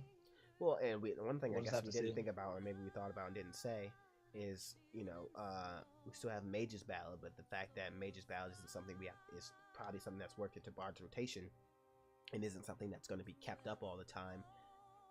That doubly goes for the fact that we can now transfer 20% MP to a certain person. So it's kind of like, since we can do that, we don't need to have Machinist on, giving out mana, and we can now change Bard songs to be worked into a rotation. So maybe that's one way to think of it too. I mean, you can also think of it this way. If the bards, how do I put this? If the bards are regularly using Army's Payon and Mage's Ballad, it'll make it so it's not that thing anymore where it's like, use this because we need it now. Exactly. Yeah. Because you're casually keeping everyone's TP and MP up just by existing and doing your rotation. So that's one thing that made me second guess what I was talking about with how you use all these songs in rotation, but I don't know. Yeah. But you see what I'm saying though? I don't know. The ninja one was cool. The ninja one they had that little pinwheel to show your Huton, which I thought was interesting. Yeah, that was interesting. And that little scroll thing is interesting. They said your auto attacks build that scroll up. Well, it's not auto attacks. And there's something going on with that. It's your 1, 2, 3 rotation. I heard auto attacks. They said auto attacks, but I noticed when you watch the ninja trailer, he's doing his 1, 2, 3, and then when he hits, it builds. He hits, it builds. So I don't know if they said auto attacks, but meant, could be both, but I don't know if they meant both or if they meant auto attacks to be your 1, 2, 3 rotation. So, but from what I saw, he was doing his normal 1, 2, 3, and then that's how it was filling. Because ninjas, melee DPS don't auto attack that often. So if I gotta wait that long, for my scroll to fill, I ain't doing jack. So I was like, auto attacks. And I mean, they said it gives you They said it gives you access to new actions. So we're just gonna have to see what those are. Now I wonder if it's like Warrior's Wrath. If doing a certain action depletes a certain amount of the scroll, Yeah, I don't know. That's what I kind of get the Ninja's one thing. Vibe it's gonna just be up for a certain amount of time. Yeah. I don't know. Yeah. Let's see. So, I don't know. These gauges were enough to make me really excited. Yeah, definitely. Just generally speaking, like just seeing these gauges just like showed me a lot about what I was worried about them and how they weren't gonna like be innovating a lot and changing how they play. But just these gauges alone were enough to make me like, they really are trying to change stuff up, which I think is wonderful. So let's see here. Let's talk about the job specifically because see, I have some stuff here for all of them. Let me go through and kind of read this stuff and add anything that you noticed about them. So, Black Mage. Let's talk about Black Mage because this is the one we talked about for a while. Actually, we've been talking about Black Mage for a while since they mentioned Enochian was like gonna be a constant buff. We're like, oh my god, it's gonna be baby easy mode now. So what they said now is Enochian is now tied to Umbral Ice and Astral Fire, right? So what's interesting about that to me is what they said is you're going to get a buff called Polyglot or something like that if Enochian's up for 30 seconds, okay? But the thing is, you don't actually have to keep up your Enochian because if you can keep up your Fire and Ice, you're naturally going to keep your Enochian. And like, I want to say no one's bad enough to lose that, but like, you know what I mean? Like there's a couple times in Rage where like the boss jumps or something where you're not going to be able to keep it up. But what they're actually showing, and he actually showed this, which was really concerning to me, is that you could just keep casting Transpose and never run out of Enochian. Exactly. Ever. Yep. So it's one of those things where Black Mage is an example, I think, where they are making it a little too easy. This is something where I do disagree with what they're doing, but it's still cool. Like the new stuff looks cool, and what they're doing to it looks cool. I'm just saying it is kind of going toward that more catering to casual type thing with Black Mage. They also said about Umbral Hearts, which maybe that's going to give Blizzard 4 some use, because as of now, I can't think of a reason to use Blizzard 4 unless they just make it high damage, because Blizzard 4 used to be what you use to keep up Enochian. Now, what do you think? So maybe that builds as Umbral Hearts. Things are the triple cast. Yeah. There's a triple cast skill. Someone saw it on the stream and like translated it. It's triple cast. So what it means is I think you get 3 instant cast spells that are free or something like that. It's right here on the Black Mage's UI bar. They look kind of like lightning, but they're adjacent to like where your ice and fire would be. But when you can instant cast, Those might be the Umbral Hearts. Maybe. I don't know. Because I don't even know what Umbral Hearts means. I don't. On the UI, he's in ice form. You can tell, and he has 3 of these. I know they're the swift cast things because when you watch the live letter, he uses all 3, but I don't remember. Now, which are you talking about? The ones on the bottom left? Bottom left, yeah. So the ones on the top left, those look like ice. So those are probably the Umbral Hearts. I think that depicts what form you're in. Okay. Along with what stage of that form you're in. Are you in Umbral 3 or you know what I mean? Because now that can change the fire too. Okay. So that number is counting your time left in the Astral Umbral, right? And then the gauge on the bottom right, that's your Enochian meter, correct? Yes, yeah. Okay. Okay. I got it. It's very confusing because it looks like for the meter in general, it doesn't like a depletion. It looks like it counts up because it fills the purple bar instead of okay, I have this purple bar, it's depleting because I'm losing my Enochian. Oh, you're right. And that's what I thought was very confusing. I mean, maybe that's showing you building up to Polyglot, and when it filled, no, because it was going pretty fast. Maybe that was not 30 seconds. I don't know. It just might be kind of one of those backwards looking UIs. You know what I mean? Because I don't know. But yeah, Black Mage is changing a lot. I guess it's a good change. Like I said, I do think it's a little bit catering to casuals, but it looks it looks like it might be funner. It might, and a lot more useful as far as since it'll be easier to be a lot more easier for people to kind of connect, synergize with their groups. You know what I mean?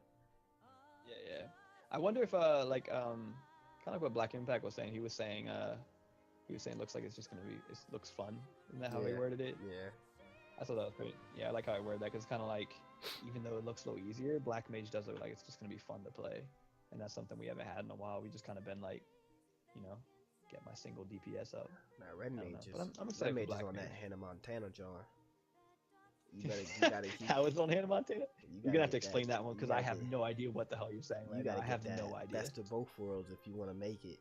I because the way the bar looks set up, it looks like a rapier, obviously downwards, but it's skinnier at the bottom, but it kind of the bars get thicker at the top, and it's kind of like okay, like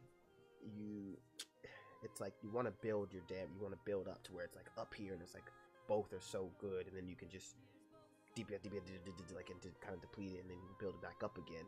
So it's kind of like Red Mage, you definitely want to work for that. They even said it. You obviously want to work for that balance between what's it, black and white mana. And no, I loved how they integrated like that kind of lore into its actual gameplay. I thought that was amazing. So like from what I understood about it is when you cast a black magic spell, it builds a black mana bar. White magic builds a white mana bar. And like I said, white magic doesn't always mean healing in their terms. I think arrow is probably going to be like a white magic spell. So I could have misinterpreted this, but it sounded to me that if your white and black mana there's a disparity with them, it sounds like your DPS goes down. Yeah. So I think it's like, okay, so it's not so much that the higher it is, the higher DPS is. It's the more in tune they are. True, but I do believe that's what I understood. I do believe you're building it, and then if you notice in the trailer, he just does this. He does these couple of moves that depletes it. You know what I mean? I see it basically as a difference. What you're talking about, there's the melee move, that combo that does drain them. So you're building up, you are building them up to do a strong move. But what I'm saying is, on your way to building that up, if you do it in balance, your DPS is going to go down. That's what I interpreted. Did you get that too? Yeah, I got that too. Okay. It's kind of like, let's say we have 4 moves until our bar is full.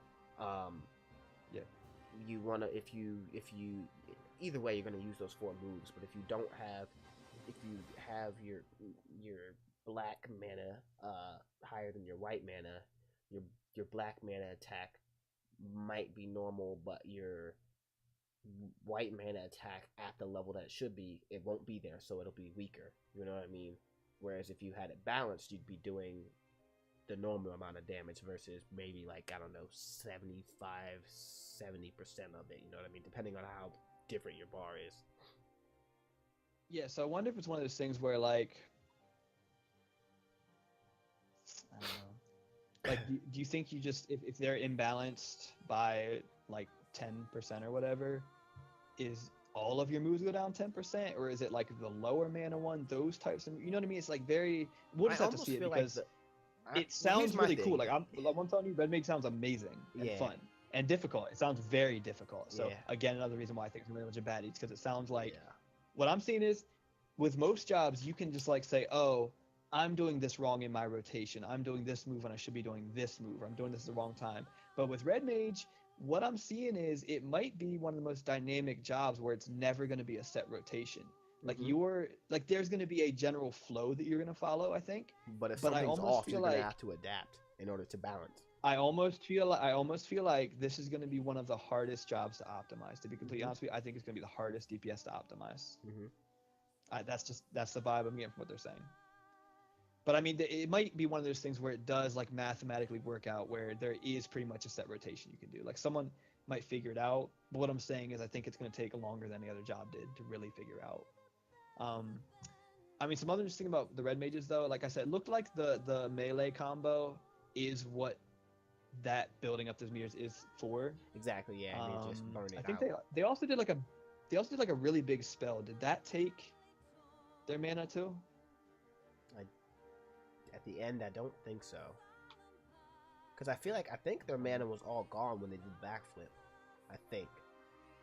Yeah. So it looks like that's like some kind of like 3-hit combo or something like that. And I don't know if it's one big animation lock like assassinate. It was too long. I doubt it's like assassinate. Yeah. But no, because I did see on his bar, I think I did see some melee moves on there. So I think you do have to actually do the combo manually, like 1, 2, 3, 4 backflip or something like that. Now, one thing about them I thought was really cool, and again, I think they're doing a very, very good job of like implementing like a kind of lore to them into their actual gameplay style, which I think is something they haven't done a very good job of so far, where it's kind of just like, oh, I can cast this big spell because it looks cool and does a thing. But this is like incorporating like, this is what a Red Mage does. One thing I thought was interesting was Chain Spell. What it said, I think from what I understood, every time you cast a spell, it procs 100% of the time that the next skill will be instant cast. I don't think it was like a chance. Yeah. So what's cool about that, if you watch it, it makes it look like they're always casting 2 spells at the exact same time. Almost looks like they're combining spells. You know what I'm saying? Because the animations hit at the same time. So it looks like you're combining spells. So you might cast like a fire and wind spell, and you make like a cool like fiery tornado looking thing. You might cast like a wind and a water spell. You know what I mean? And you notice that in the video, and I thought that was really cool. Mana must be balanced in order to use Spellblade. So I'm wondering if your mana is imbalanced, you cannot use that ability, which obviously will drastically hurt your DPS. I guess so. So maybe we're just gonna have to see, because I can think of so many different possibilities. I'm overthinking way too much, and like I am thinking of ideas, but I don't have time to sit here and say 300 ideas of how I think it could work. You know what I mean? But I'm excited for it. I knew I was gonna like it. I also want to note a aesthetic change. Warrior's eyes glow like that beastly red. Oh, you saw that? Yeah. He looked so amazing when he was in. Now what I don't know is if I think that's when he used Inner Beast or something of the Beast move, and then he was in that. So I don't know if it's like, okay, you have full wrath in Inner Beast, now your eyes look like that, or if it's kind of like, you can use Inner Beast, so whenever you're in this, your eyes look like that. So I wasn't sure if it's like you have to have a full gauge or not, but I thought that was really cool. Like he looked cool. I mean, what's interesting though is the Inner Beast before was that attack that drained health and gave you a defense cooldown. Yeah. So now Inner Beast is like a I'm not sure if they got rid of I think they called it Inner Beast. I'm pretty sure they did. They called it something of the Beast. It wasn't Inner Beast, but it was something of the Beast. I remember that. It was called Beauty and the Beast. Might be that. It might be that. Can confirm. What they did say though is that while you're in that mode, you have unlimited Felcleaves, it looks like. So I'm not sure. When I was watching that, either like you said, either each of those Felcleaves drains your bar a little more. They do. Or it's They like do. you can use it as much as you can. So They do. They it drain. incremental? Each of the Thank God. Felcleaves drain your bar. That's I can confirm that they cannot use 1,000 Felcleaves. Can't confirm. One thing I want to talk about Red Mage though, real quick, is that unless they make a lot of unless they make the proc for the chain spell more client side and make it happen sooner, like they changed with Black Mages recently, this is going to be an unplayable class for people with latency. Unplayable. Same thing. Unplayable. Same thing with ninjas. Because that's their whole thing. Same thing with ninjas. Yeah. They Now they did fix Black Mages a little bit. They did because you remember with ninjas too. the Fire 3 proc. Yeah, the Fire 3 proc was horrible because it was like the fire would hit and you're already started like you wouldn't see that you procced your free Fire 3 until you're like halfway through your next fire. But they did fix a little bit, but still not enough. It was the same thing with Machinist. How I used to tell you guys, I would be like, I would be shooting my third shot and then shooting it again instantly because it didn't pick up the proc. Yeah. And then yes, it was the same way when I used to play Black Mage. It was the same way. I would be like already into my Fire 3, and it's like, oh, I procced. Wait, it's like, okay, well, I'll just have to cast you next. Then you know what I mean? So that's what I'm worried about. Unless they're being smart and doing some more client side code with that specifically, because if it's 100% chance to proc, you can do more client side programming.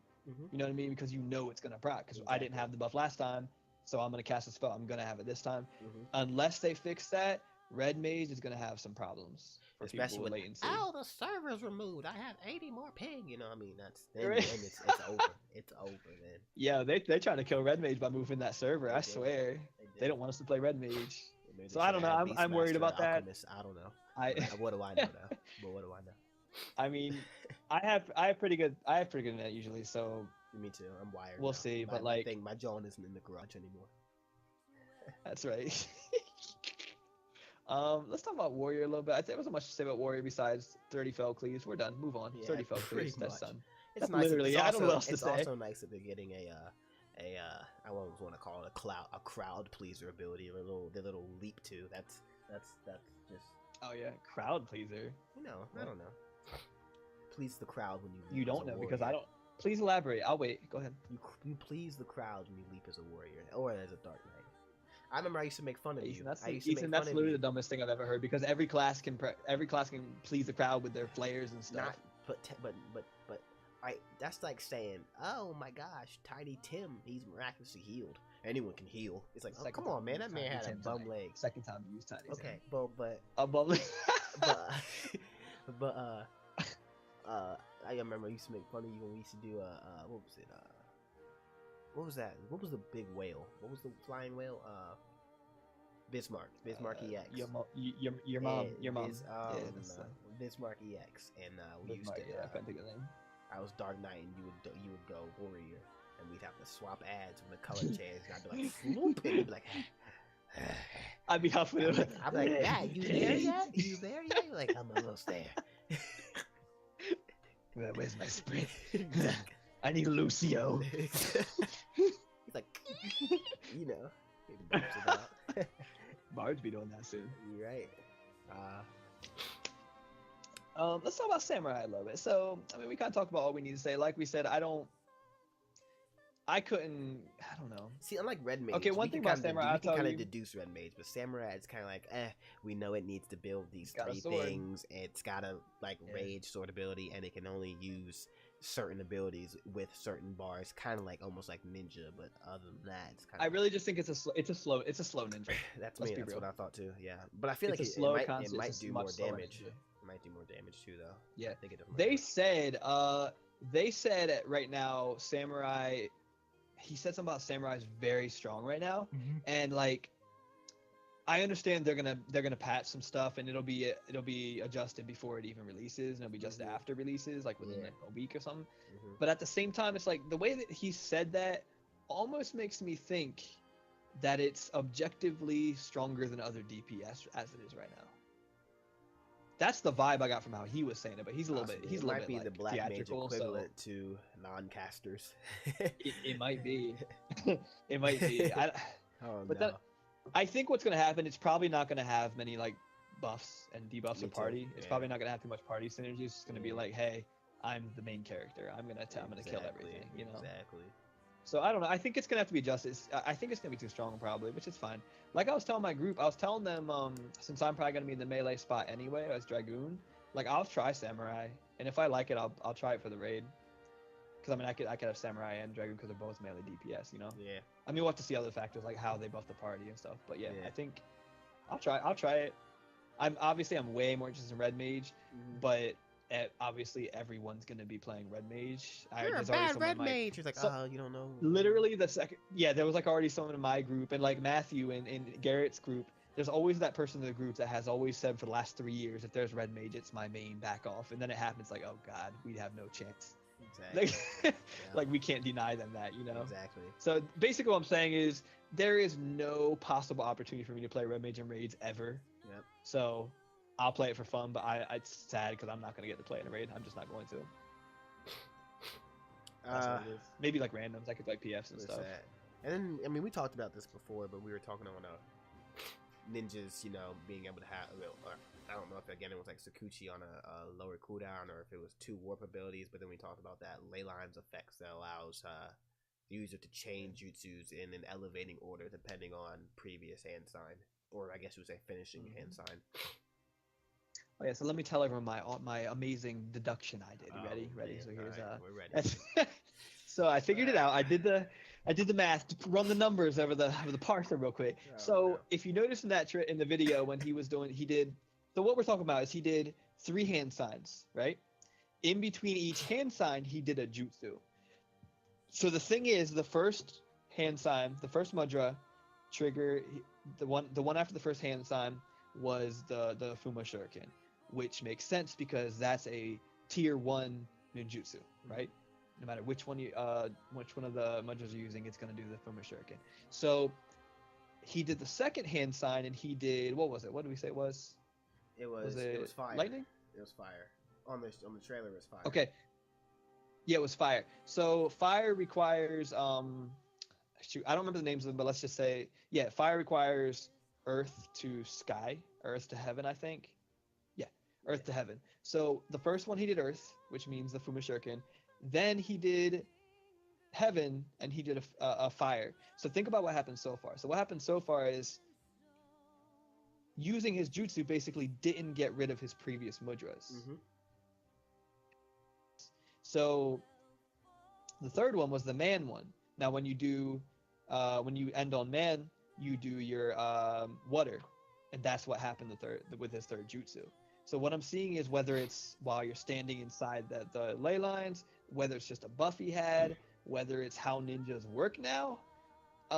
Either way, what's happening is you do 3 jutsus. Each one is built on the previous ones that you've done. So it's like, it's crazy. So what we did, we figured out that there's only 2 real possibilities you would use this. If you needed to refresh your Hutan, which you probably won't have to because you're doing armor break, then you would do Fuma Shuriken.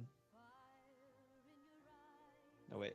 Oh, no. What we figured out is that the only thing you really need to worry about, just the way it works out, is the second one you do. Yep. So what we figured out is that the first one's always going to be Fuma Shuriken. The third one, whether it's the second one, you're basically either choosing between Raiton or the fire one. So it's pretty simple to do it. Like, even though it seems complicated, it's like you're either doing single target or multi-target, and that's it. So it's pretty cool. I don't know how it works. We don't know. I, for some reason, don't think it was the ley lines. I think that was something else. Actually, no. I think it was ley lines. I think it was that. Yeah, I think it was that. Now that I think about it. Because I was thinking, what else would that... I was thinking that was like a dot on the ground like Dotan, but then I'm like, wait, first of all, they already had Dotan. Yeah. Second of all, it wasn't even on the enemy. So what I'm thinking, though, I'm actually thinking it might be more strict than ley lines. Like, it might be a thing where if you leave it, it does get rid of it. Yeah, probably. That's my guess. Because that's what I thought. The original flavor text for ley lines implied that. It implied that if you left, it says as long as you... or something like that. I don't know. It kind of implied that. I don't know. But I'm really interested in Ninja, to be honest with you. Like I said, they're using their teleport more. They used it like 2 times within 6 seconds. Yeah, literally. Yeah, Something like that. He did it really. Yeah. So really quick. I don't know. Ninja's really interesting to me. They have a frog, obviously a Naruto frog. What else do you need in life? You know what I mean? Ethan was hype about that. He was like, I thought it was pretty cool. I mean, I wonder what else they'll give it. They have 3 other slots they can fill up with stuff because they get rid of Jaunt. So if I get on 4.0 and still see Smokescreen and Shadow Punch, whatever they call it, I'm gonna be livid. I'm gonna be so livid. I have here in bold capital letters. Would be cool if there was a second tier of summons. You know, Garuda to Bahamut, Ifrit to Ravana, Titan to something. It's like in caps. I was like lit. Like I was like, are you serious? You're gonna kind of give us half? It's like, oh, happy birthday, Ethan. Here's half a cake. It's like, oh, so you thought about it, but you didn't put all the. You know what I mean? It's kind of like, oh, okay. Yeah. I don't know. That's gonna harm me. One quick thing is, you'll be alright. You get over it. One thing that was interesting to me that we need to talk about for bards and machinists is they're getting rid of the cast times. So how does this make you feel, Ethan? Let's talk about this. Tell me what your thoughts on that are. I don't know. I almost don't see a difference simply because their cast times were so short to begin with. I don't know. It didn't affect me. I don't really care. You know, again, because like I said, it's like, okay, cool, it's pretty much the same thing. Pretty much the same thing. Yep. It is. It's like we talked about before, it's like if people don't realize how much movement they have, even without stutter stepping your cast bar, you still have so much room to move between your cast. It's about, I think, if I remember correctly, the cast only takes very roughly half of your global cooldown rate. It's like 1.5 very seconds like at most. It's like, yeah, so it's like you have like half of the time between cooldowns to move, and then if you eventually train more and get good at stutter stepping, which by the way, for those who don't know what stutter stepping is, it's where you move around 80% of your cast bar, I think it is 75-80%, and if you do that, it doesn't actually interrupt your cast, but you can move a little bit. So like black mages could do that to get a little bit like little in what do you call them, like little steps and stuff. Like that's why I call it stutter stepping, because it looked like they would stutter. But so to me and most other bards and machinists, it wasn't a problem. Well, first of all, for machinists, it's not a problem because they're always getting instant cast procs. So it's not. If it's a problem for you on machinist, stop playing machinist. Stop playing the game. Uninstall tonight. Like for real though. Like you know what I mean. You're always getting instant cast. Always getting instant cast procs, and you can cast them out of order. So it's not like Anyway. And you can set for them Bard, up. it wasn't. You can set up the procs. You can be like, all right, you I know this mechanic's coming. Reload because I know I'm gonna want to do this and move at the same time. So it's like exactly. So for machinist, it wasn't a problem. You're bad. Get over it. Unsub, whatever. So like, but Bard though, I understand where people are coming from, but people really over exaggerated. I can understand the exaggeration at first, where it was just like they changed my job completely, but it's not that bad. You don't even have to stutter. And this is coming from a guy that, move in between each one. Again, I'm a FFxiv hoe when it comes to classes. I never know what I'm maining. Tell him. I never know what I want. I never know what I want to main. So I've played everything under the sun in a lot of different scenarios. So I remember Bard when it had no cast times, and I think I used Bard in Sephiroth too, actually, which back in the day was relevant. So it was kind of like, it wasn't. I don't know. I didn't. That fight has quite a bit of movement too. Exactly. I didn't see any. I didn't really notice a difference. It's like, oh, cool. A 1.5 second cooldown. It's like I remember coming to that from like a real caster, like Summoner, and being like, oh, you think you're casters now because you have a little bit of a time to cast something. You know what I mean? I was that. Yeah, right. I feel like people that complain never even touched a caster. They never touched the caster. We had 3 point something cast bar times. You millennials with your 1.5 cast bars, and you think your game's ruined. You know what I mean? I don't know. Yeah, right. Now I'm happy about the change. Let me say that first off. Are you happy about the change? Again, like I said, didn't affect me. I didn't either. Would you have more fun? Will you have more fun on Bard without that? Possibly, yes. Possibly, yes. Yes. I'm gonna say yes for you. I'm gonna speak for you. So yes. So it's gonna be more fun. It's gonna be more fun to play. Like running around freely is more fun than having to stop, move, stop, move. Even though it's not hard. Let me put that disclaimer there. I don't think it's hard. It's easy. It's easy as hell. But I'm just saying it's going to be funner now. And one thing I noticed, I thought about this too, with Red Mage coming in and being a caster as well. Okay, and I understand they do have their instant cast. By the way, I just realized that they're going to be able to stutter step, just like they're basically going to be a new Bard. They're going to control just like Bard because you have that instant cast break in between.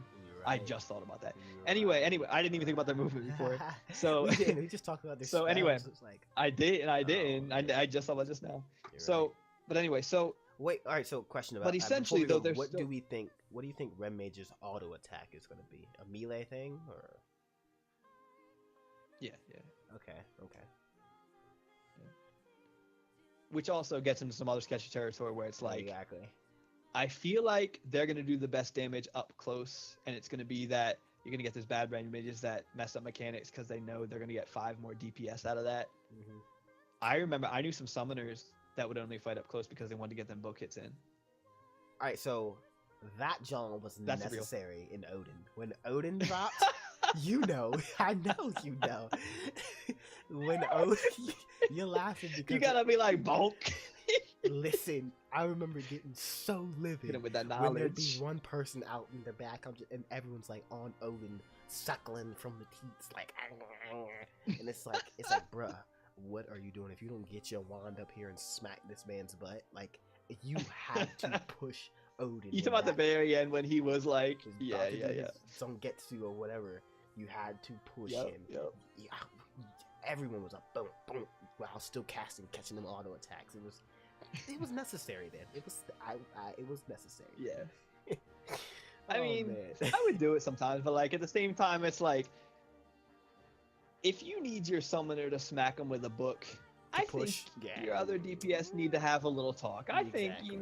we have different mentalities than most raiders, so like we get that mentality anyway, but like at the same yeah. time, it's like, if you need that extra 20 DPS from the summoner, then I got news for the rest of your DPS. They suck. You know what I mean? Like, come on, like this. We're past the A3 days now. That's a completely side note, complete ADHD side note.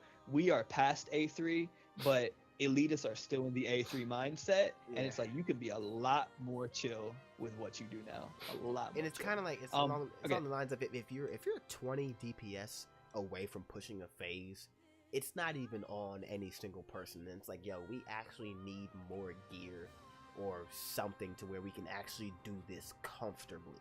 You know what I mean? Like, there's close, and and then there's kind of like, y'all, this was like a one-time thing where if y'all had the book smack, y'all would have beat it any other time. Anyone messing up anything within that time frame, you would have wiped. You know what I mean? So you always want to be in that.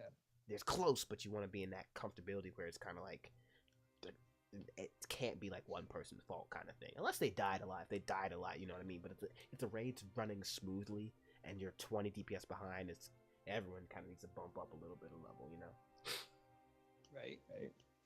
What was I gonna say? Okay, so my issue is, or why I think it was good they took away the casting time for Bard and Machinist, is now that you have Red Mage being a caster, and like I said, obviously they have some movement on them, they have some tricks up their sleeve. The problem is, with Bard and Machinist basically being casters too, you have 5 casters then? Mm-hmm. You have Bard, Machinist, Black Mage, Summoner, and Red Mage. And again, a lot of them have movement tricks. They all have some kind of movement trick, but still, you have 5 casting DPS. To me, that seems a little unbalanced. It seems just right that Machinist and Bard have their own thing, and they're not just casters now, because they were casters. No matter how many wants to put it, they were casters. Okay, so yeah, they had shorter cast times. Yeah, they had tricks up their sleeve, but they were casters. There was casters and melee. So now what they're doing, which I think this is great, is now there's melee, there's casters, and there's range DPS. And range DPS is now a thing again because they took that away. They were just casters. So I think it's good, 100% good, because I mean, it's a new role. It's a complete, and they were already categorized as a different role too. Like I think in the Raid Finder, you know how like the Raid Finder had requirements when you would do a clear party, it would like say like you have to have a certain things and no repeat classes. I'm pretty sure like range DPS is a separate thing in the game. There's melee, range DPS, and magic casters. So like now they're actually doing that, making them feel different. So the advantage to a Bard and Machinist, besides maybe the support they'll have, is that they are the most free moving jobs. And like back in the day, they were the ones that did all the mechanics. They were responsible for that. And I do remember Yoshi P saying part of the reason they put Wander's Minuet in there is because he didn't like that bars were just the ones that did mechanics and no one else had that responsibility, which I kind of agree with. But at the same time, it's like, but at the same time, it's like, hey, but at the same time, it's like, hey, if the shoe fits, if you can run around freely, Exactly. you know what I mean? Like, might as well. you know what I mean? Like, I'm not gonna ask. Why would I ask a black mage to do that? Why? Yeah, Why would I ever yeah, do that? It's dumb. exactly, yeah. You know. So I'm all for it. I'm 100% for it, even though it's not hard. If you're gonna want, even as an if you're elitist, gonna want I'm to for spread it. the mechanics evenly across the raid, you're gonna have to come out with a raid that does that, not be like, oh, we really wanted Jimbo to do it. It's like, well, it made more sense for Sarah to do it, so we made her do it. You know what I mean? It's kind of like, you know, what you're saying is you can't make all mechanics movement based and not expect the most movement based classes not to do it, and expect like, why didn't the black mage do it? Because that's literally the least mobile class. Why would they ever do a movement based mechanic? So I mean, maybe they'll have to do stuff like have mechanics where there's like things that you have to kill that are like towers or something that come up that are completely resistant to physical damage. Your casters then have a role to do a mechanic. And I think haven't they done that before? There was some stuff that switched between physical defense and magic defense. What was that? T13 did it. The ad phase. Oh yeah, the two dragons. Yep. Was it physical and magic? Is that what it was? Yeah, they did do that. And that's what I'm saying. That's what I'm saying. Like, I mean, casters can't do movement stuff, but they can do magic stuff. So like, let them. I don't know. That's all I'm saying. Yeah. But I don't know. I'm all for the bard machinist thing. I'm all for getting rid of their cast time. Yeah. I mean, I'm not bad, so I can do it. But you know. Oh no. Now, one thing I was also thinking. Fun side note. One thing I'm worried about with samurai is the mechanic-based thing. But I'm really stressing about the names of the things because there's gonna be a lot of weebs who are out there over pronouncing these names, and I just can't deal with that. I can't tolerate weebs over pronouncing Japanese words. Oh my god! The abilities. All of it. That's why you just don't get on Discord. Like, I don't know, like, but you know what I mean, like. If you can I have a Discord fam, are you a samurai main? Yes. Sir. Like ask any weeaboo the name of an anime in Japanese, and they will just overpronounce the crap out of it, and it is annoying as hell. Like, I understand they're trying to be respectful of the language, and they probably do Rosetta Stone once a month, and they understand the syllabic language of it and how it works. Because it's a syllabic language where you can pronounce, you know, like in English. In English, it's like you don't know how to pronounce stuff. It's like whatever, like French, all this stuff. But like there's syllabic language like Spanish and Japanese where you know how to pronounce it when you see it. You absolutely know. But it's like maybe I'm just being picky and a bully and a jock. But like, you know what I mean? Like I feel like there's a line for me personally, at least, between properly pronouncing something and trying too hard and being extra. And adding the extra like, what's an example? Anime Like, give me some Japanese. Let me look up an anime. Anime. What's that movie? Not movie, but the anime. Kill la Kill. Being extra like that with the, you know. Okay, here's one. Look, this one's called, you know, Gintama. It's called Gintama Kanketsuen Yorozuya Yo Ayen Nare. So it's like, someone who's trying to pronounce it correctly might just be like, oh, Gintama Kanketsuhen. Like, you know what I mean? It's kind of chill. But then you get the people like, oh, you mean Gintama Kanketsuhen. You know what I mean? Like, yeah, I know. I get it. And I'm not trying to be in the raid and playing samurai, and someone's like, hey, bro, did you use your gankatsu? You know, like, I'm not trying to. That's all I'm saying. Right. But that's just me being racist. But anyway. That's just me being racist. Ninjas. Scholars. Let's talk about scholars. One of your mains that you claim is your main sometimes. The only real notable thing is that I noticed they have a region now, and that drains that little fairy bar. So I don't know. But I also saw, like, you see and you see it in that trailer too. They do this ability, and it kind of freezes the bar, although it keeps the tether on the person. So I'm not sure if it's kind of like... Oh, did it? Yeah, like the bar was depleting, and then he either kind of refilled it a little bit, or it kind of froze it. but the tether was still there. So I'm not sure if you can kind of micromanage that, but again, they didn't show too much on Scholar, so we'll probably have to see when we get it. Yeah. I'm kind of hoping that they release patch notes before the patch and give all the changes. They usually do that. Yeah. And then we can, like, I would like to study my changes before I play. Exactly. But to kind of speculate based off of reading what I would do rotation wise, or what would go good with what. Monk elementals seem to be weaved into rotation, making stance changing a regular occurrence is what I have here. I thought that was very interesting. And you could tell it wasn't. Oh, I stance changed and did a move, because in that one part of the trailer he goes into wind into a punch. It's like just one fluid motion. So Monks would be really nice, I think. And what they were talking about with the party giving you chakra and you like buffing the party, like at first I just thought it was a monk thing, but like we were talking about earlier, I guess other jobs are gonna get stuff like that too.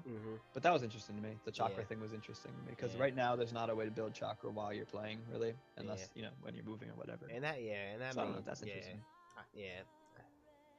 That's really cool, because now Monk can use things like tornado kick and other things, almost on the regular.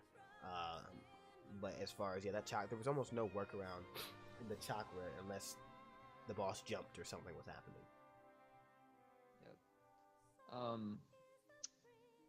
Now Machinists, we already talked about that, so there's not much to say, but I mean, they're, like I said, I think they're changing. I noticed they did a Byakuya Kuchiki scatter rose petal thing. That was beautiful. Didn't they do something like they spread a bunch of bullets and they all shot out? What am I thinking about? It might have been from Naruto, or it might. Do you want me to read your mind? I don't know what you want me to do. Might have been from Sinbad, but the guy like held out this thread and there was like knives floating in the air. That's what it reminded me of, because you just see those bullets floating and then they just shot out. I think it was from Naruto though.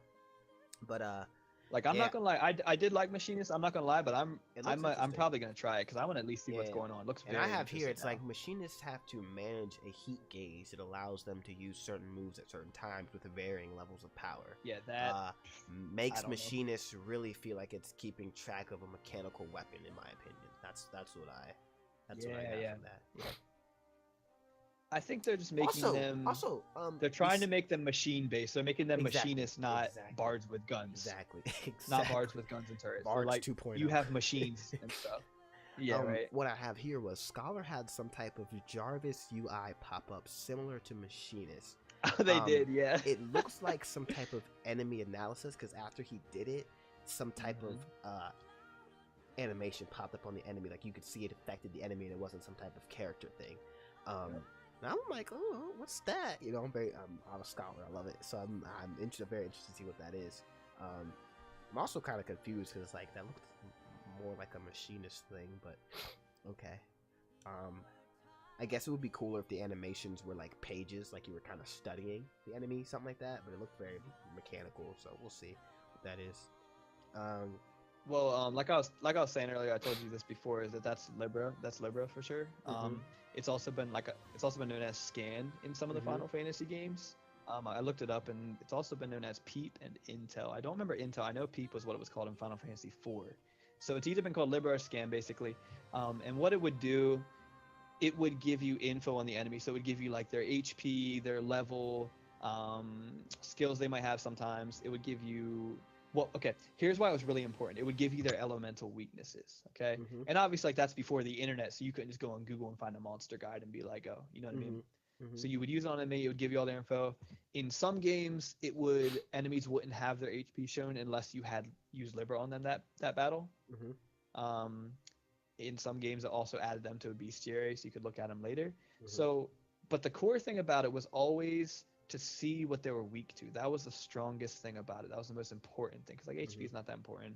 So what mattered was the weakness thing. There was a fight in Final Fantasy III, the Japanese Final Fantasy III, not our Final Fantasy III. You're a Final Fantasy scrub, so you don't know about that. But anyway, in that one, that had the first job change system, pretty much of like any game. So it had the first job change system in Final Fantasy, and Scholar was a job on there. They could use white and black magic, first of all. That was kind of their thing, kind of like a red mage. they had the scan ability, right, or the Libra ability. So there was this one fight. Now that game, a lot of the jobs were useless, and there were jobs that were like obviously the best. Like Ninja and Sage were the best jobs in the game. So your end party would be 2 ninjas and 2 sages. Like there was no way around it. Nothing was better than them. So it's kind of like dumb. But like, so what they would do is sometimes they would have boss fights that were just really cheap, that would force you to use a job just because they wanted you to use the job. Like there was one against, I think it was actually against Garuda, but it was like a male, like strong, like buff Garuda, where he would do this really strong move, and you would use jump, and you would come back like a turn later. Like you were invulnerable to damage while you were in the air, and the next turn you would come down the enemy and hit them really hard, and you would have to be jumping to avoid getting one shot by that ability. And there was another one where this enemy constantly changed his elemental weakness, like every couple turns, and anything else would heal him. So you had to know exactly what his weakness was, or you would just never win the fight. So scholars were necessary for that fight. So I'm thinking, in terms of Final Fantasy 14, it has to be some kind of debuff. It has to be like just a vulnerability thing. Because obviously it's not going to be like, hey, it's weak to fire, because that's not a thing in this game. Hey, we have elemental weaknesses now. That's not how that. Good luck, everything except for Black Mage. But yeah, so I think it's going to be just like a vulnerability. Maybe it's a buff on the Scholar to make them do more damage. Maybe it's like an addition to cleric stance. You know what I mean? Like maybe it's a kind of a cleric stance for them. Yeah, but if it's based I can't off think of of what you're anything saying, else. I feel like it'll be more of a party buff thing, or a party, it'll be for the Yeah. party mainly. But you know what I'm saying though? Like just Yeah. judging by what it is in all past games, I can't see anything else it would be. I don't know. I don't know. It looked like Libra, so I'm assuming. Didn't you say now you talk about reading a book or something? Was that during the Libra, or was that a separate thing? No, I was saying it'd be cool. The Libra looks like little holographic mechanical things. It looks like something Machinist would have, and Machinist does have something like that. It looks just like that, and I was like, it'd be cool if it kind of looked like pages, like you were studying. Since you're a scholar with a book, that's why I was saying it would look cool if the animation was like that. But so like a nerd, you want to look like a nerd? Yeah, I want to look like a nerd when I do things, man. Come on. Alright, cool. That's fine. But yeah, I want to see what all this stuff is. Yeah. White Mage. All I know is, I mean, like in that 11-minute video with just the different job actions, I got to White Mage. I was like, can I skip this? You know what I mean? Like what? Don't get me wrong, White Mage is cool, but like looking at a healer, it's kind of like, like what are you gonna say? You can't tell what a heal does without seeing it. But like you can't see what a heal does unless you read it. Exactly. Yeah, you can't read like how much it heals or something. It's like, but we do know they got a barrier. That's the one thing that interests me. It's like, oh, that's cool. They have a barrier. I wonder, what it does, like how much it protects against or something like that. Yeah. Actually, one important question: do you think they're getting rid of protect? Because I don't know if I saw that on the roll skills, and I don't think. I just thought I don't think that. they are, because I don't it's think it's in the I would be fine with protect being gone, because protect is pointless. It's in a the dumb benchmark. Is it? Yeah. Oh, you're right. It is. Right before they pull the one guy. Hey, what about this though? What if White Mage has protect as a temporary buff on the party? Like it's like a party, like a succor basically. What if protect is like so White Mage succor now? It might be, because the animation looked different on it too. Maybe. I think it's a succor. I called it. Stamp it. Patent it. Mark it. Roll it with a B. What's that little never mind. Let me stop. Yeah, I don't There's realms. Yeah, it's Miloma. Okay. It might be white people stuff, man. Interesting. White people stuff. What'd I say? Astro.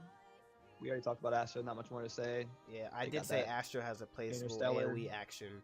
Time lapse affects its power. Cards seem to affect it too, but that was just based off of what I was seeing. So we'll have to see again once we get in there. Paladin has, like I said, he definitely casts a card on the enemy. Exactly. Yeah, Paladin has a single holy. Channeled ability again. It's like the AoE mitigation is a channeled one, and it slowly drains your shield oath bar. But I didn't see them using it in Sword Oath, so I would assume you can still use the same move in Sword Oath. It would just drain that bar in Sword Oath as well. Yeah, like we talked about.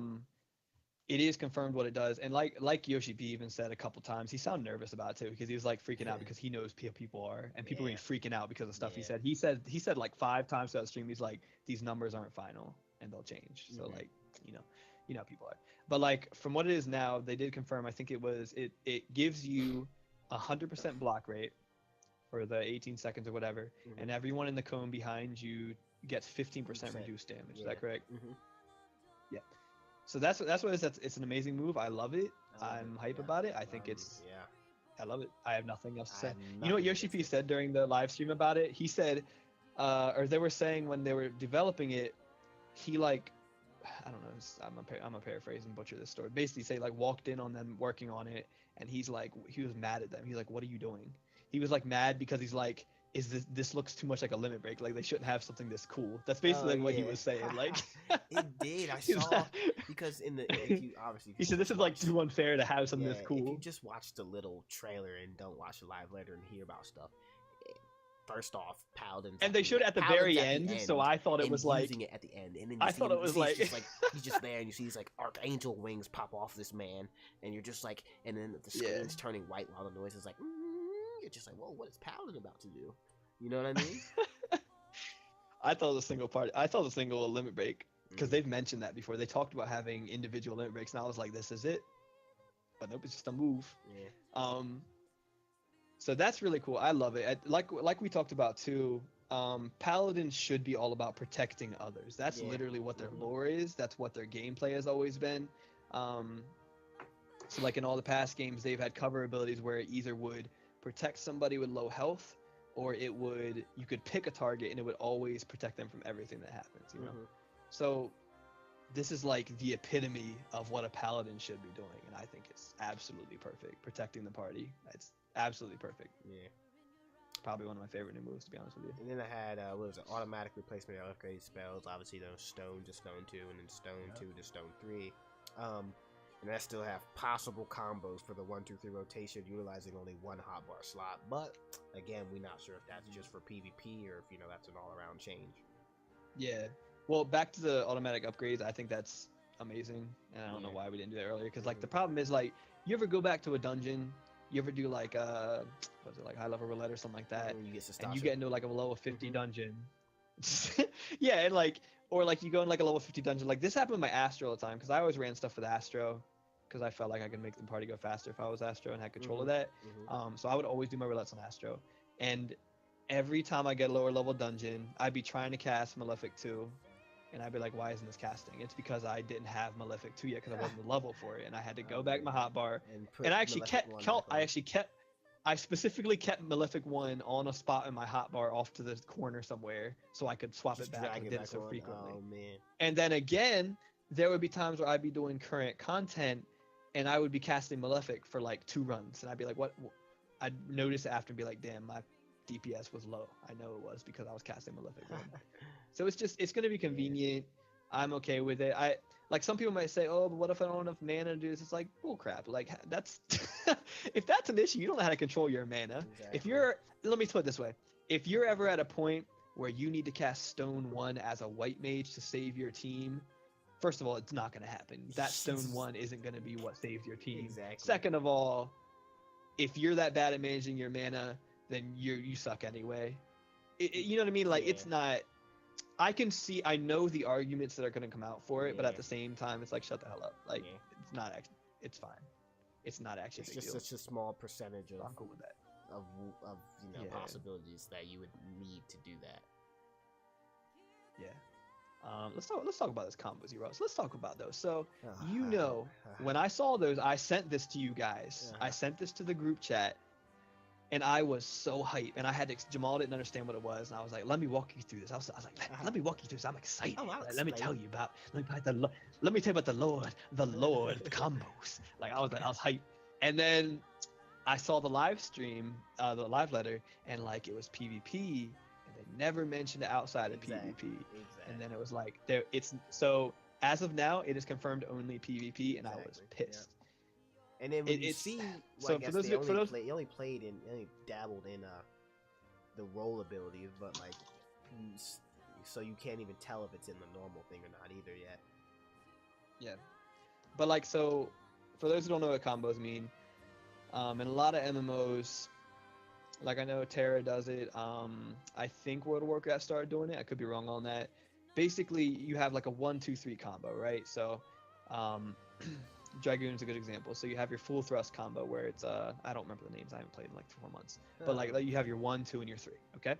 So basically, what it is you can have a full set of moves that work in a combo on one button on your hotbar. So you're eliminating buttons. So what happens is when you hit with the 1 ability, that slot in your hotbar then becomes the 2 ability. When you hit with the 2 ability, that then becomes the 3rd ability. So with Dragoon, if you do the math, you've got you would save I think 4 slots because you still need Wheeling Thrust and um, Fang and Claw on separate buttons. You save like 4 hotbar slots just with that. Just those 4 hotbar slots, that would help me so much on my Dragoon. That would help me so much, and just make things easier. Now, this concept. So what they're doing is they're putting this into PvP. So PvP, I skimmed through that section, but the stuff they were saying was interesting. Like I've done enough PvP to understand what they're doing is really, really good for PvP. The one thing is they're restricting a lot of the skills you can use. You can't use all your skills. It's like you have a set amount of skills and it's very small that you can use in your class. So from what I understand, it's going to be more teamwork based, more movement based, more skill based, as opposed to like fumbling through all your hotbars. Because let's be real, it's like impossible to go through a rotation or fumble through all hotbars. of your It's impossible. skills from 1 to 60 plus 9 other PvP skills. It's not good. So this amazing. Like I don't play PvP, but I'm telling you, they're doing amazing stuff for PvP. I don't know about the modes, but just the gameplay is going to be so much better. So much more fluid. So what they showed is they're implementing these combos into PvP, but not into PvE. Now, the arguments I've seen against this, there were some really intelligent replies to my question on Reddit about this, because you know how intelligent Reddit is.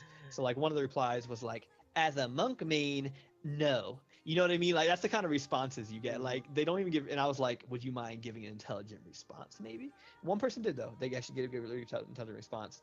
And I understand that it wouldn't work for some classes well. It would make things even more complicated. So like Ninja, for example, has so many branches in their skills. They have their 1, 2, 3. They have the 1, 2, and then the one that puts the slashing debuff. They have the 1 into the Shadow Fang that is the dot. And then they have like the 1, 2 into armor break. Correct. So there's like 4 different endings. Yeah, there's like 4 different endings of combo. So for Ninja, it would kind of be like you'd still have to have like just as many bars, and it'd be harder to do with Ninja, I would think.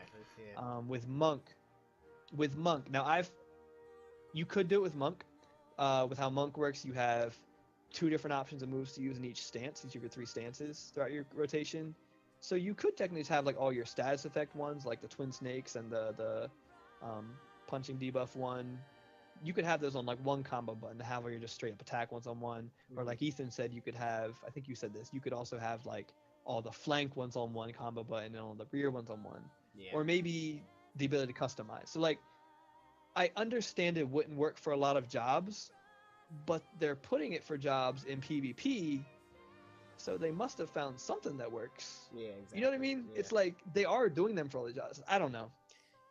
And I guess maybe some of those are taken into account. They're removing some of the skills for PvP, so you don't have to have those complex combos. Yeah. But it'd be nice to have an option, at least, I guess. I don't know. I'm not too attached. I was just kind of really disappointed, though. Yeah. I guess, you know why? It's because I'm a Dragoon, and Dragoon is the one that would work the best with. Yeah. You know what I mean? Like, it would work the best with Dragoon. And tanks. So I guess I was kind of biased. Except I would say not Paladin. Yeah. Actually, Dark Knight too. Actually, Warrior 2. They all have splits. They all have too many branching paths. Yeah, right. Yeah. So yeah, I was mad about the combos. I was kind of like overly upset and dramatic about it, but I'm fine with it now. It's whatever. I'm not too mad. Let's talk about the stats though. They got some weird stuff going on with these stats. I mean, good, but weird. So, God bless. Let me tell you about this. Oh, man. God bless this, because we have been bound by the devil that is accuracy for years. It's so bad. It's like you have to build your accuracy and get to the right accuracy, and the accuracy's not even clear until people parse it and figure it out by trial and error. It's like there are pieces of gear that are literally useless for a job, literally useless. And what this also does, it doesn't actually let you customize how you want to play your character. It doesn't let you customize how you play. It doesn't, absolutely not, because because you're pretty much stuck. You only have like usually chest pieces decider. Usually the chest piece with accuracy, usually you need that because that's gonna, or legs, because those have the highest numbers of secondary stats. So usually, so already there you're constricting yourself. What they said is if you're fighting an enemy that's lower level with you, there's a chance you'll miss. No, my bad. If you're fighting an enemy that's higher level than you, there's a chance you'll miss. If you're fighting the same level or lower, you're not going to miss. So how they described it is, from what I understand, if you're hitting from the front, I think you're at 100% accuracy. Okay. If you're hitting from the side, you're at like 110% accuracy. From the back is like 130% accuracy, something like that. Okay. So that was confusing at first. Some people were asking like, okay, well, why would you ever need 130% accuracy? It doesn't make sense. The only reason this will come into play is if there's some kind of blind status effect or something that lowers your accuracy. Then what that would do is if you're hitting from the front or the side, then there's a chance you're going to miss. So it forces you to hit from like the back or the side or something like that. So the only time accuracy is ever going to be a problem anymore is in raids where they have some kind of blind mechanic or accuracy reduction, which means they could be introducing that since they're introducing this new thing. They have to make it viable somewhere. So I'm 100% fine with that. 100% fine with it. It gives us more options for how we build. That's what I said. Accuracy stat is gone, now making all relevant gear viable and making unique gear sets based on stats players prefer a real thing. Which exactly. Love my one stat one stat that I think everyone is universally excited for is parry is now going. Well, it's replaced. So parry is not a thing anymore. Parry, in case you don't know, is a useless piece of crap. Don't ever put it on your gear or you're bad. Basically, it was like one of those things where it's like it was so bad just because of how it was it increased your chance of parrying. So bad. It increased your chance of parrying, and parrying only blocks physical attacks first of all. So the first problem with parry is you're relying on RNG to protect you from something. So here's the thing: you can never rely on that reliably to take care of mechanics, like set in stone mechanics, like tank busters. If you rely on parry for that, no, stop. Literally stop. It's not going to happen. So the only reason parry was useful was because it kind of mitigated like the auto attacks every once in a while. So like it was a little bit easier for healers because you were taking slightly less damage in the long run. But it was pretty much useless because if your parry is the thing that's keeping your healers able to heal you, get yourself some new healers. Real talk. You know what I mean? Like, yes, it helped. I understand every little bit helps. I'm of that mindset, and I have the argument with a lot about elitists where with like even the littlest things helps when they don't think so. I think it does, but I'm just saying, like, if you're relying on that, stop. So the other thing is most tank busters are magic since A Realm Reborn. Like coils, all through coils and Alexander's, like everything was magic. Everything was magic. Not everything. Because I remember when we were fooling around in T10, Critical Rip was straight up melee. I don't remember what T11 was, but I remember you had to pull the John off the thing and you had to eat that head. That was the thing, yes. That was physical. Make guides, yes. That was physical. I will make a guide like that. Oh, here in this Alexander Extreme. That's the John. But you have to talk calm like that. Like if you look at the John. Exactly. Yeah, it's like that plummet building video on Rick and Morty. Yeah, it was so like now it's like they advertise on Paladin that Sheltron blocks Nidhogg's fire, so I was like, oh snap, magic, and then it's like, oh, it only works for physical things. It's like, okay, well, guess what, Alexander. Well, that wasn't parry, but that was physical block, exactly. Which is parry. But Alexander was like all magic, you know what I mean, for the most part, and. Before we get back to the thing, I don't know if you noticed, but you saw how Paladin's Sheltron had like all those different colors on it now, right? I'm not sure if that's been there before, but that's definitely blocking magic. I was like, maybe now Paladin can block magic and physical in 4.0. That's what I'm hoping. I think that's definitely what's happening. Yeah. Now what they're replacing it with, and this was actually my idea. I originally said when they replace parry, they should give it something that just does straight damage mitigation, like extra damage mitigation, and that's basically what it does. And when I first thought that, I second guessed myself immediately, and I was like, wait a minute, that's kind of overpowered, because why would anyone use anything else? So like, what it does, something called tenacity. That was the English translation, I believe. Raises damage done and lessens damage received. So it is not only a straight damage mitigation, like you take less damage, it increases your damage as well. So honestly, I can see tenacity being the go-to stat for tanks. I mean, I don't really see what else you're gonna use. I mean, yeah, you could use like crit and det to like do more damage, but the thing is, tenacity is also making you do more damage and mitigating your damage, so healers can damage more. So it's kind of like, I feel like tenacity is really your go-to stat for tank now. Yeah. Now what they also says, you can still parry. That's not being taken out. I didn't quite understand if tenacity does affect your parry rate. I'm gonna guess it does. I think it's still like the parry stat in a sense. Yeah. But it just has more now. They also said you can parry from all sides now, because before you could only parry from the front. Oh, really? And if you play warrior and use that one move, raw intuition, man. that was terrifying. Yep. You could combo with awareness, but what it did is you would parry every move, but if you got hit from the side or rear, it was a crit every time on you. So like, I remember trying to use this in A2. You would probably use I remember using A2, A2. and then use that was your not camera fun. lock, so you're always facing that zone. Like, yeah, you'd have the camera. Yeah, I'd use this in A2 as a warrior, and that normal mode of A2 was hard tanking. I remember struggling A2, the one with the bot that you ride with all the war storm. There's so many things in different directions. I would lock it up, lock it on, man, lock it on, fan, back it up, shuffle backwards. Lock it up. I just man up, lock it up. It was terrible. It was as bad as you think. Okay, but like you could kind of nullify it by comboing with awareness. True. Because you wouldn't get crit then. True. But at the same time, it's like I have to bring up awareness just for this. Like, it's kind of like, because awareness wasn't too useful in my opinion. Like, there was only some bosses could crit. So you had to use it in certain parts, but like the big old Shopti. I was gonna say the Chimera, but that's not that mug. Right. That thing, ooh, yeah. That thing was so funny. I like how it comes. It's like, I feel like the whole fight they were just playing with you, and then it's like, you know what? They're getting a little too close. We were messing with them before, but they're getting a little too close. So his animation was so funny. Like, anyway, even if we were wiping, it was just like, look at this man just boom, knock him out of the park. Oh man, bonk. Right, exactly. All right, so accuracy, not A. I already wrote that. So Piety crit. Okay, so too. hallelujah. I'm happy about that. Yeah, piety stat. Okay, actually, no. I think it's actually still a stat. I think it's still a stat, but for healer only. Well, what they said I have healer only. What they said was they were just gonna they were just kind of. I guess it's not something you can kind of it's not. I don't think it's something that's gonna be on gear. It's just something that's gonna be built into your job automatically.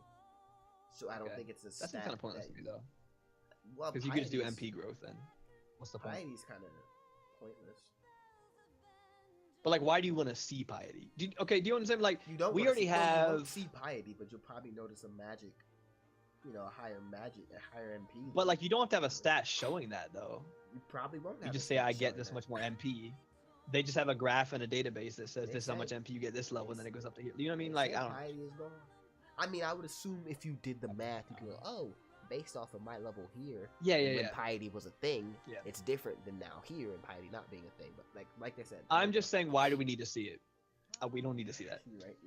It's like saying we need to see we have a stat that shows a stat for how much experience it takes to get to the next level. It's like you see, I got experience points. You don't. Same with MP. It's like I see that I got more MP this level. I don't need to know how. I don't need to know a number in the background that did that. It's like I know this how much MP I have and how every other white mage at my level has this. So I don't know. Now, okay, the critical and direct hit. Now I combined these in my mind, but someone corrected me, and I don't know if I was right or they were right. I don't know. I don't know what the confirmation is. But the same thing. Okay, so you're right then. So direct hit is apparently a new stat. Is it a new stat? Completely, like its own stat? I think so. Because well, anyway, okay. So what I said, from direct hit, they said critical hit is like done first, and then you could direct hit on top of that.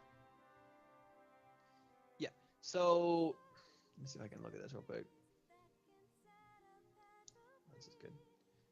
Let me see.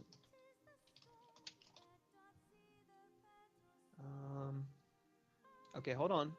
This person is saying that accuracy is being replaced with direct hit.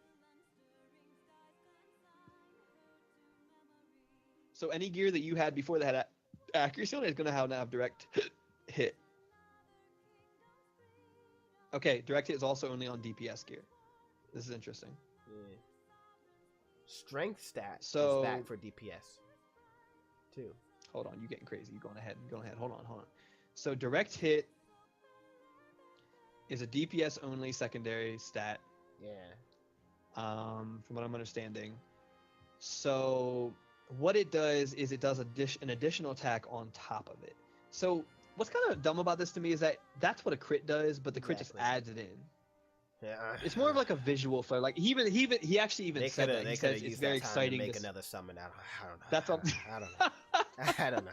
I don't know. But you know what I'm saying? He even now that I think about it, he even admitted that. He said Exactly. it's yep. really exciting to see a bunch of extra numbers going. Like, That's exactly. but if you actually think about it, It's a kinda crit is like- the exact same thing. A crit is additional damage on top of your regular hit, but added in and put in bold and bigger bigger font. So a direct hit is just an additional little damage that'll pop up alongside it. Yeah. So it's crit, but it's a second crit basically. So DPS are going to be building crit. It'll probably be better than det, I'm assuming. We'll have to see what the calculations are. But it might be better than det. I'm not sure. But yeah, crit I think is working the same, if I understand correctly. Yeah. Is They that didn't true? say anything. They That didn't what say you got? anything about crit. Yeah, they didn't say anything about crit changing. Okay, it's probably the same then. Crit doesn't really need to change. Crit's always Yeah, been yeah, the best yeah, stat yeah, for every exactly. class, Shoo. except for like Especially some on- healers. Yeah. Ooh, yeah. Not Scholar though. Scholar. You crit them Yeah. adlos. Boy, I was in Nidhogg critting 6K plus adlos. Them ultimates wasn't even breaking my adlos. It's like that's it. That's it. He That's said, all you "I'm got?" the main boss. Literally. This is bro. my I expansion." was loving Scholar in Nidhogg because that's when I had the peak of my crit gear. And I was just always catching them Oh, yeah. 6.2K adlos, man. Until Astra came along and deposed Scholar. Basically became a better shield healer. Are you No, salty about that I'm still? not salty. I'm still Yo, better. people try to argue that with me, but it's objectively, mathematically, Yeah, that you're right, Astros you're right. became better shield tanks. You're right. Especially better. They became especially better party shield tanks. Much better. I know people are gonna flame me for that, but like the reason I say that is because yes, their crit adlos were obviously a lot better, but their consistent shields were much better than a consistent Scholar shield, and they were instant cast. Mhm. So if you're a little late to the party, you just whoop, and you instantly have a better shield than a Scholar's gonna get. Like yes, you're gonna get that crit, and yes, if you build, I understand if you get crit, and yes, if you parse it and you're all about numbers, yes, you might see the trend that it's 1% better to have crit in the long run because of all the things. But I'd rather have consistency, Mhm. honestly. But yeah, anyway. Now accessories. Accessories was confusing. I don't know if I was tired from watching this for like 3 freaking Oh, hours, man. or if I wasn't paying attention, but he was talking about accessories, and I thought he said like 30 different things like every time. I was like, what? Wait, I thought this was happening 5 seconds ago. So I don't, from what I understood, is that accessories, you can't equip them on the role you're not made for, which is, I think is great because Well, I don't that's know if what you they- experienced, yeah, that's I've what they actually said been with the people, strength stat. They I've said the actually strength been with stat's like, only on for the DPS, so they were like people that he was Yeah. saying before. People speculate that we can now throw strength back onto tanks. It's like no, this is strictly on certain gear that only honestly certain jobs can equip. no, I'm not gonna lie to you. I thought he was saying that DPS accessories with strength could be put on tanks. No, he said it. Strength is back for DPS. I'm hoping you're right. Because I'm not trying to go back to that. We know how we feel It about wouldn't make that. any sense because then they would have said that they would have said something about changing VIT. Yeah, I guess. But yeah, so I think it's good because I've actually gone. You might have had this too. I've actually gone to parties where you got like a healer wearing like strength accessories because it's higher level, and you try to explain to them and like, but it's higher level, you don't pay my sub. I've done it. Like I've actually I've experienced done that it. before. I've done it just to get in something. Oh, I've done it to get in a queue. Yeah, Oh yeah. I've done it to get in the queue, and then you swap. But I swap them swap also. I'm out, not yeah, dumb. you swap it I out. have forgot though. Yeah. I have forgot. I was caught. What was I? I What think I got happened? called out one time. I was caught in mid-hog one time. What did I have? I was either on my summoner and I had a mind thing on, or I was on my scholar with like an int thing on. Trying to get in physics in. And we had already done like a couple of pulls. And someone was Oh, like, "Yo," he man. said, "I see you with that what's the face ring." I was like, "Come on, man, come on, dog." I forget. Don't what call it me was, out, though. fam. Don't call Come me on. out, fam. Don't call me out, man. But yeah, I'm happy about that. It's one of those things where like, no one who had any common sense was doing that anyway. But it's nice they restrict it for the baddies. Mhm. And okay, here's the trend about Stormblood that I'm seeing. So a lot of elitists are mad because some of these things kind of seem like they're catering to casuals to make things easier for them. Mhm. And you know we're elitist. I'm probably more elitist than you. You know we're elitist. I admit it Possibly, though. yeah. Like someone comes to me like, "You elitist," and I'm like, "Yeah." Like, yeah, Yeah. okay. Like, yeah. Indeed. Like Something else. it's like them saying like, "You Matthew," and I'm like, "Well, I mean, I Worse guess, than yeah, that. I guess." But like, okay, so I'm pretty elitist. So I understand that pride thing where it's like, I don't want these casuals to be getting this welfare and being able to do as good as me when I'm actually good at the game and they Mhm. suck. You know what I mean? I understand that mindset. But what people have to understand is that even with all these changes, the sucky people are still going to suck. They're just going to suck a little less. Yeah. You see what I'm saying? Yeah. So we're still going to be as good as we are. They're just going to be a little closer to us. But they're never going to surpass us. They're not going to get to Yeah. our level. They're just going to be a little closer to us. And I understand the elitism of that, where it's like I don't want them to be good when they suck, but it's like here's my thought. Just a little bit of welfare. Yeah, here's my thought. Here's what I'm saying. Like it or not, and I'll have people tell me like, "Well, why do you play with randoms? Why don't you just get a group that does all this stuff together?" Bullcrap. You can't do everything with your group unless all of you have no lives. Mhm. Like I have no life, but like there's other people who have like a lot of people in my raid group can only get on at those 4 hours in an entire week to raid. You know what I'm saying? Mhm. So like you do have to do stuff with randoms. I mean, yeah, I may have some friends, but like you do have to do stuff with people outside your raid group. And a lot of times you do stuff with randoms. You might log on in the middle of the night and none of your friends are on. What are you going to do? Just get off? Like a lot of, you know what I mean? So like, and they don't care to run it and they're doing something else. yeah, exactly. So let's say objectively, everybody has to run stuff with randoms at some point, right? Mhm. So here's my thing. Sure, it's kind of frustrating that a lot of the baddies are going to be doing better, but at the same time, sometimes I'm just trying to go in this casual content, get my tomes, and get the hell out of there. Yep. You know what I mean? Yep. And like, if Yep. if the casuals being given welfare helps me so I can get out of that dungeon quicker and never see them or talk to them again, then oh my god, thank you. Yeah. I'll take it. I also think people are just forgetting I'll take about what is it? Was it Raid Finder? Mm-hmm.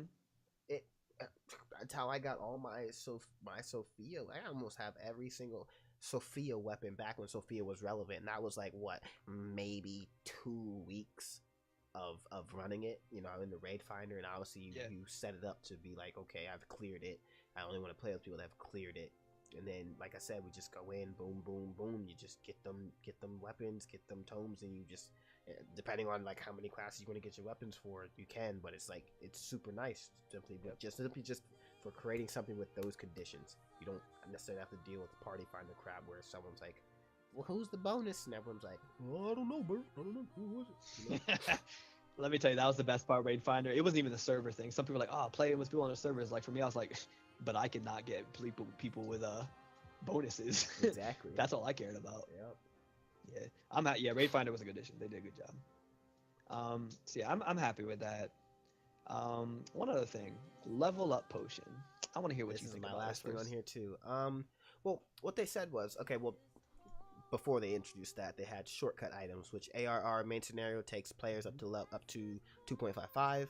Heaven's Ward item takes players up to 3.56.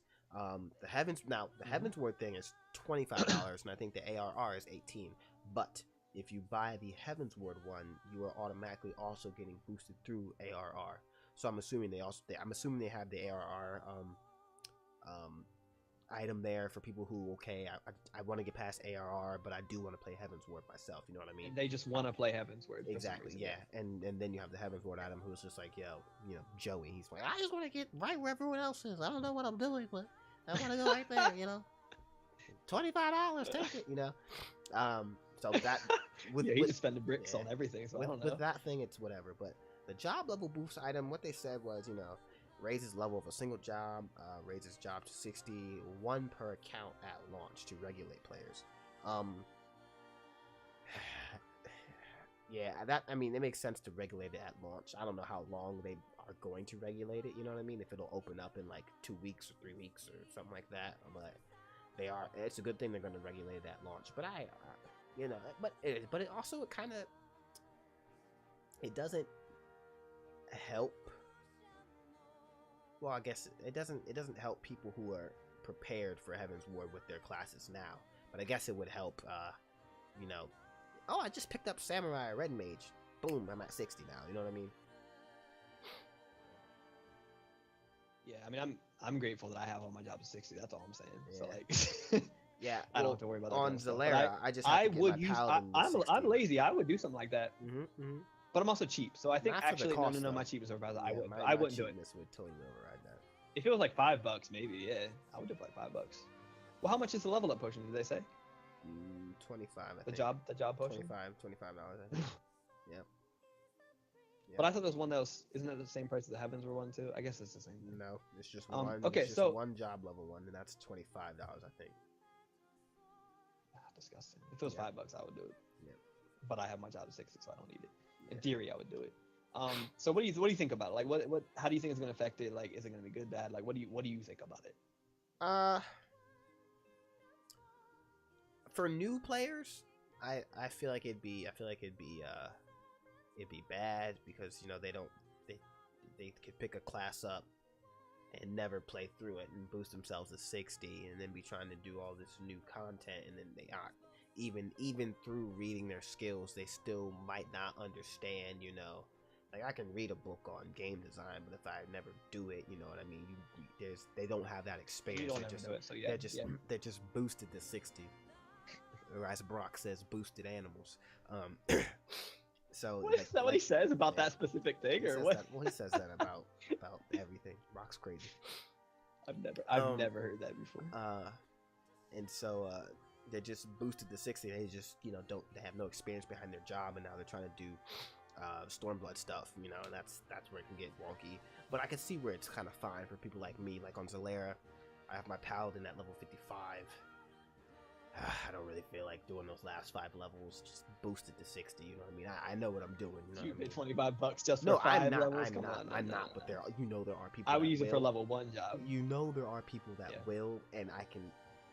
While financially I don't justify it, mentally I do, because it's like, all right, you've been playing that job, you know what it does. You just don't care for these last few levels. You know what I mean? It's not like, oh, I just picked up Paladin. Maybe he uses an axe. I don't know. Give me the 60, Johnny. You know what I mean? It's not like he uses an axe. So it could be good or bad, but like I said, for people that are already in the cut, you know what I mean? It's gonna be fine. But I still see people are definitely gonna use it on their Red Mage and Samurai day one. Well, they start level 50 though. Like, that's not a big deal to go from 50s to 60. And I feel like, but like, okay, like smart there are those people us. Like, we're smart. I want to get to the highest level as fast as I can. Like, they don't even enjoy the game. Expansion launches. Well, let me tell you, 10 levels with the fast leveling that you can do, because you're gonna be level really fast from Heaven's Word to from 50 to 60. So, that's gonna be the perfect amount of time, I think, to learn the job. Yeah. Because even though I'm an elitist and I think I could learn a job in like 10 minutes if I really had to, I think I could, to be honest with you. Mm-hmm. I think also having those 10 levels would be the perfect amount to really get the flow of it. Mm-hmm. Even if you're just doing fates and stuff. Mm-hmm. But like, okay, so here's how I feel. So I honestly believe that I could pick up a level 60 Samurai Red Mage right now, and I could take an hour at most, and I could know how to play the job. I honestly believe that. Maybe I'm thinking too highly of myself, but I really think I could do that. Mm-hmm. And I know I could do that because when you start a machinist or a Dark Knight or a Astro, you start at level 30, right? Mhm. And there's not that's more than half of your level to 50, Exactly. right? So you've learned a lot of your skills. Okay, here's what I'm saying. You've learned the core of your job at that Right point. there, yeah. So when you start a machinist, Dark Knight, Most or thing you're Astro, missing is like you your already have OGCs and stuff. yeah. So at that point, you're starting a job that already has its entire mechanic already set in motion. Now, usually around level 50 and at level 60, you get something that kind of adds and tweaks it a little bit. Mhm. But essentially, you know how your job works.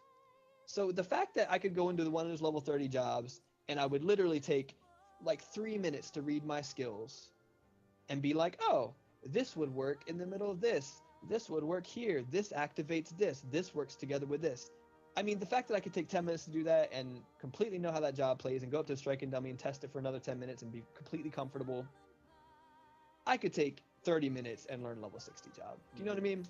And I don't think I'm like special for that. I think that's just somebody who is of average intelligence. Mhm. And I think we have very low standards because, well, we know how most people are in Final Fantasy. You know, I'm not saying they're below average intelligence, but you know what I mean.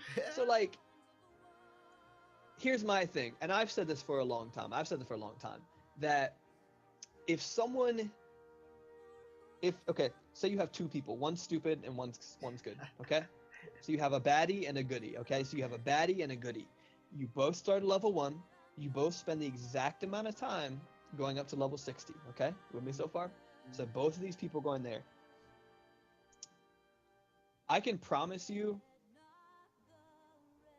the person who's bad and actually stupid, they're still going to be bad. They've both spent, say, a week leveling up this job. That good person, they know how to use that skill and incorporate it into the rotation within a minute of getting that new skill. Mhm. Do you agree with that? Mhm. The bad people, they see a skill that doesn't do 3,000 damage, and they're like, I don't want this. This is dumb. This is poop. This isn't a good skill, and they don't read it, right? Or it doesn't look cool, and they're like, I'm gonna put it in my hotbar. Exactly. So my thing is, if someone's good, they're gonna be good. If someone's bad, they're gonna be bad. And yes, more time can help those bad people, but I've used this example before. How many times have you got in with a party with someone who's been playing a job for 3 years now and is still ass? Every day. It happens a lot. It happens a lot. Too much. You agree with that, right? Yep. Okay. I think no one would disagree with. There are people who suck at their jobs that they've been playing for 3 literal, actual human Earth years. Okay? So like, even if it's 3 hours. that's my thing. Is that so in my mind, if you started off at level 60, if you had that bad person start at level 60, it's kind of like we were talking about earlier. Okay, it's kind of like we were talking about earlier, kind of a different aspect. It's like the good people, they're going to be just as good as if they started from level 1. Mm-hmm. I believe that wholeheartedly. Sure, they're going to have to take a little more time to learn all their skills. They might have to take like an hour or two on a striking dummy or in a dungeon, or do a couple dungeons to get a feel for it. Because it's one thing to read it, but it's another thing to actually do it. But I'm telling you, man, the good people, they could start at level 60 and be exactly as good as they have been by going all the way from level 1. So in my opinion, the good people can use these level up potions and everything's going to be fine. I do think you're going to see more baddies because of this, because I feel like the good people have the biggest bank accounts. Would be less likely to use this. You're right, though. So I feel like the bad people are going to be more likely to use this. So we are going to see more baddies because of this. But more baddies doesn't really affect anything. Do you see what I'm saying? Because like even with low amount of baddies, you still have to deal with the baddies and filter them out. Yeah. I don't know. It's like to me, it's what like, it does is what it does. To me, it's it not going to affect the climate too much. It raises the initial rate at which you would see baddies. So let's say I'm already You're right. Let's say I'm already at level 60. It'll cause less trust for level 60 people. True, but it's like I'm already at level 60 and I have to deal with 10 baddies in Heaven's Ward. Well, now I'm at level 60 and I have to deal with 20 baddies in Stormblood because they used a level up potion. Well, eventually I was gonna have to deal with those baddies anyway, but it's kind of like now I have to deal with them on Monday instead of Friday because they're 60 now. You know what I mean? That's literally what it is. So Yeah, we won't see any. and I mean, We it's one probably of won't those things see where any rise in the number of baddies, but we'll see. Whoa, you got here quicker than I thought. Kind of in the baddies. You know what I mean? like thought we got a head start, thought we escaped you. Exactly. Yeah, but like I don't know. It's like baddie's gonna bad. That's all I gotta say. Baddie's gonna bad. That's all it's gonna happen. I don't know, and it's one of those things where it's like I feel like it is gonna do more harm than good, but it's still I think not a big deal to me. Because I think they should have a limit. People that They are should have bad a are limit. also impatient. They should be like they should have one per account per like month. You know what I mean? That's what I. Yeah, yeah. Well, it sounds like that's what they're doing though. Well, they said one per account. That's why I guess I understand. They said one per account at launch, but we don't know yet if they're gonna unlock it or if they're gonna regulate it more. Where it's like, okay, you can buy one every month. We don't know. Yeah. I'm neutral on it. Me too. I don't care. Yeah. If anything, I'm negative about it. Exactly. But the fact that I sound so calm about it means that I'm just barely on that precipice of neutral, kind of slightly towards the negative. But I am more negative towards it. It's kind of like if you like pick a side, it's like okay, negative, you know. But mentally, I don't really, you know. It's baddie's gonna bad, man. Yeah. Baddie's gonna bad. But I do honestly believe, and like I said, you can think I'm cocky, that's fine, elitist, that's fine. But I really do think that I could honestly pick up a level 60 job. I could pick up Red Mage at 60 and spend an hour on it and be like, okay, I'm good to go. Take me to a raid. Probably. It's not that hard. It's really not. I just think, like I said on that Facebook post, people just need to read their skills, even the ones that already existed, but they didn't understand that concept, by the way. Yep. They didn't understand that concept. It's like, just read the skills you've already had because they are changing. Mm-hmm. That's gonna be the biggest thing. People are gonna be trying to use old skills, thinking they do the same thing they did before when they might be slightly changed. So it's like, just read over everything again. Yes, that's why I said, like I said on the Facebook post, I said just please read all your skills. I know you're excited to see the Weeb Town, but like take the 5 minutes or something just to read through every skill you've already had and make sure you understand. One other thing is they said that the skill, if you have any skills in your hotbar that aren't there anymore, they're going to be completely like grayed out with a cross going through them. Mm-hmm. So that'll let you know if something's missing. But the issue is that things are going to change. And the problem is some people are saying, well, I just want to try them. It's like, that doesn't work because there are so many skills that have hidden effects to them that you can't see on a number. You can't see through an animation. So there might be a completely new effect on some skill that you never use or that you use in a different spot. So I'm telling people, please read your skills. Yep. You can't learn just by trying. You absolutely can't. There's gonna be stuff you cannot learn. Yep. Public service announcement. Please read all of your skills. It takes 3 minutes. Go practice on a dummy. Like, I don't know. That's all I'm saying. I don't know. That's all I have for notes though. Yeah, same too. I ended. How do you feel? How you feeling in general? Give me a general conclusion of this live letter leading into Stormblood expansion. The live letter. Just tell me what you feeling. Again, going back. What does the date June 20th mean to you? Well, June 16th or 16th, whatever. You gotta get that pre-order, fam. Ho. Like I said, we talked about like the jobs being a lot more friendly to each other, or actually working off of each other. That group mentality of that group DPS. Healers getting that pull move. Paladins getting that AoE protect move. One thing we didn't talk about was Dark Knight is getting a kind of an advo on a specific character they cast it on. Now whether that negates all damage, which I doubt, or it probably just negates a certain amount, like more like a paladin, which would make more sense. That's a lot. That's going to be a lot nicer because Dark Knights would just. I guess they had like I think they had like a slashing or piercing debuff they could put up, but Dark Knight but mainly just for themselves. They didn't have any group thing really, so that's kind of easing their black hearts into the love of the rest of the group. You say easing their black hearts into the love of the. I'm done with you. Yeah. So it's becoming more of a group mentality game, and especially with all these new movement abilities, I feel like it's gonna probably be a little bit more fast paced, which means we're probably gonna get a little bit more more raids and primals and things like that. Plus sprint being usable by everyone. Exactly. because of no Sprint TP. being used by everyone without using TP. I don't know if we talked about it, but sprint no longer uses TP. Everyone can move now, so it's just so much more movement in this expansion up. So I feel like mechanics are going to be a little bit more crazier. Heck, we might see bigger battlefields. I don't know. You know what I mean? Utilizing different sections of it and things like that. So Without the PS3, we can do a lot more. yeah. So we'll. I feel like this expansion could get a little more actiony based on what I'm seeing. So that's my thoughts on Stormblood. I'm loving what they're doing with all the new classes. I'm very interested to see how the UI works with a lot of them too. And I'm glad we dropped that one behind PS3. Get a PC. I don't know what you're doing with your life. But yeah, I'm fairly excited. I'm fairly excited for it. I've been waiting for this live letter. Like everything else we learned about is kind of like cool. But I need to know what they're doing with the combat. Yeah, hey, and how it's swimming. Yeah, Swimming. With the combat system first. So what do you think? Yeah. What do you think Heavensward's gonna do? I mean, not Heavensward, Stormblood. Well, I think Heavensward's gonna be really cool with the Dragoon theme to it. I'm excited to see what like just how Instinian died. Yeah, I'm just excited.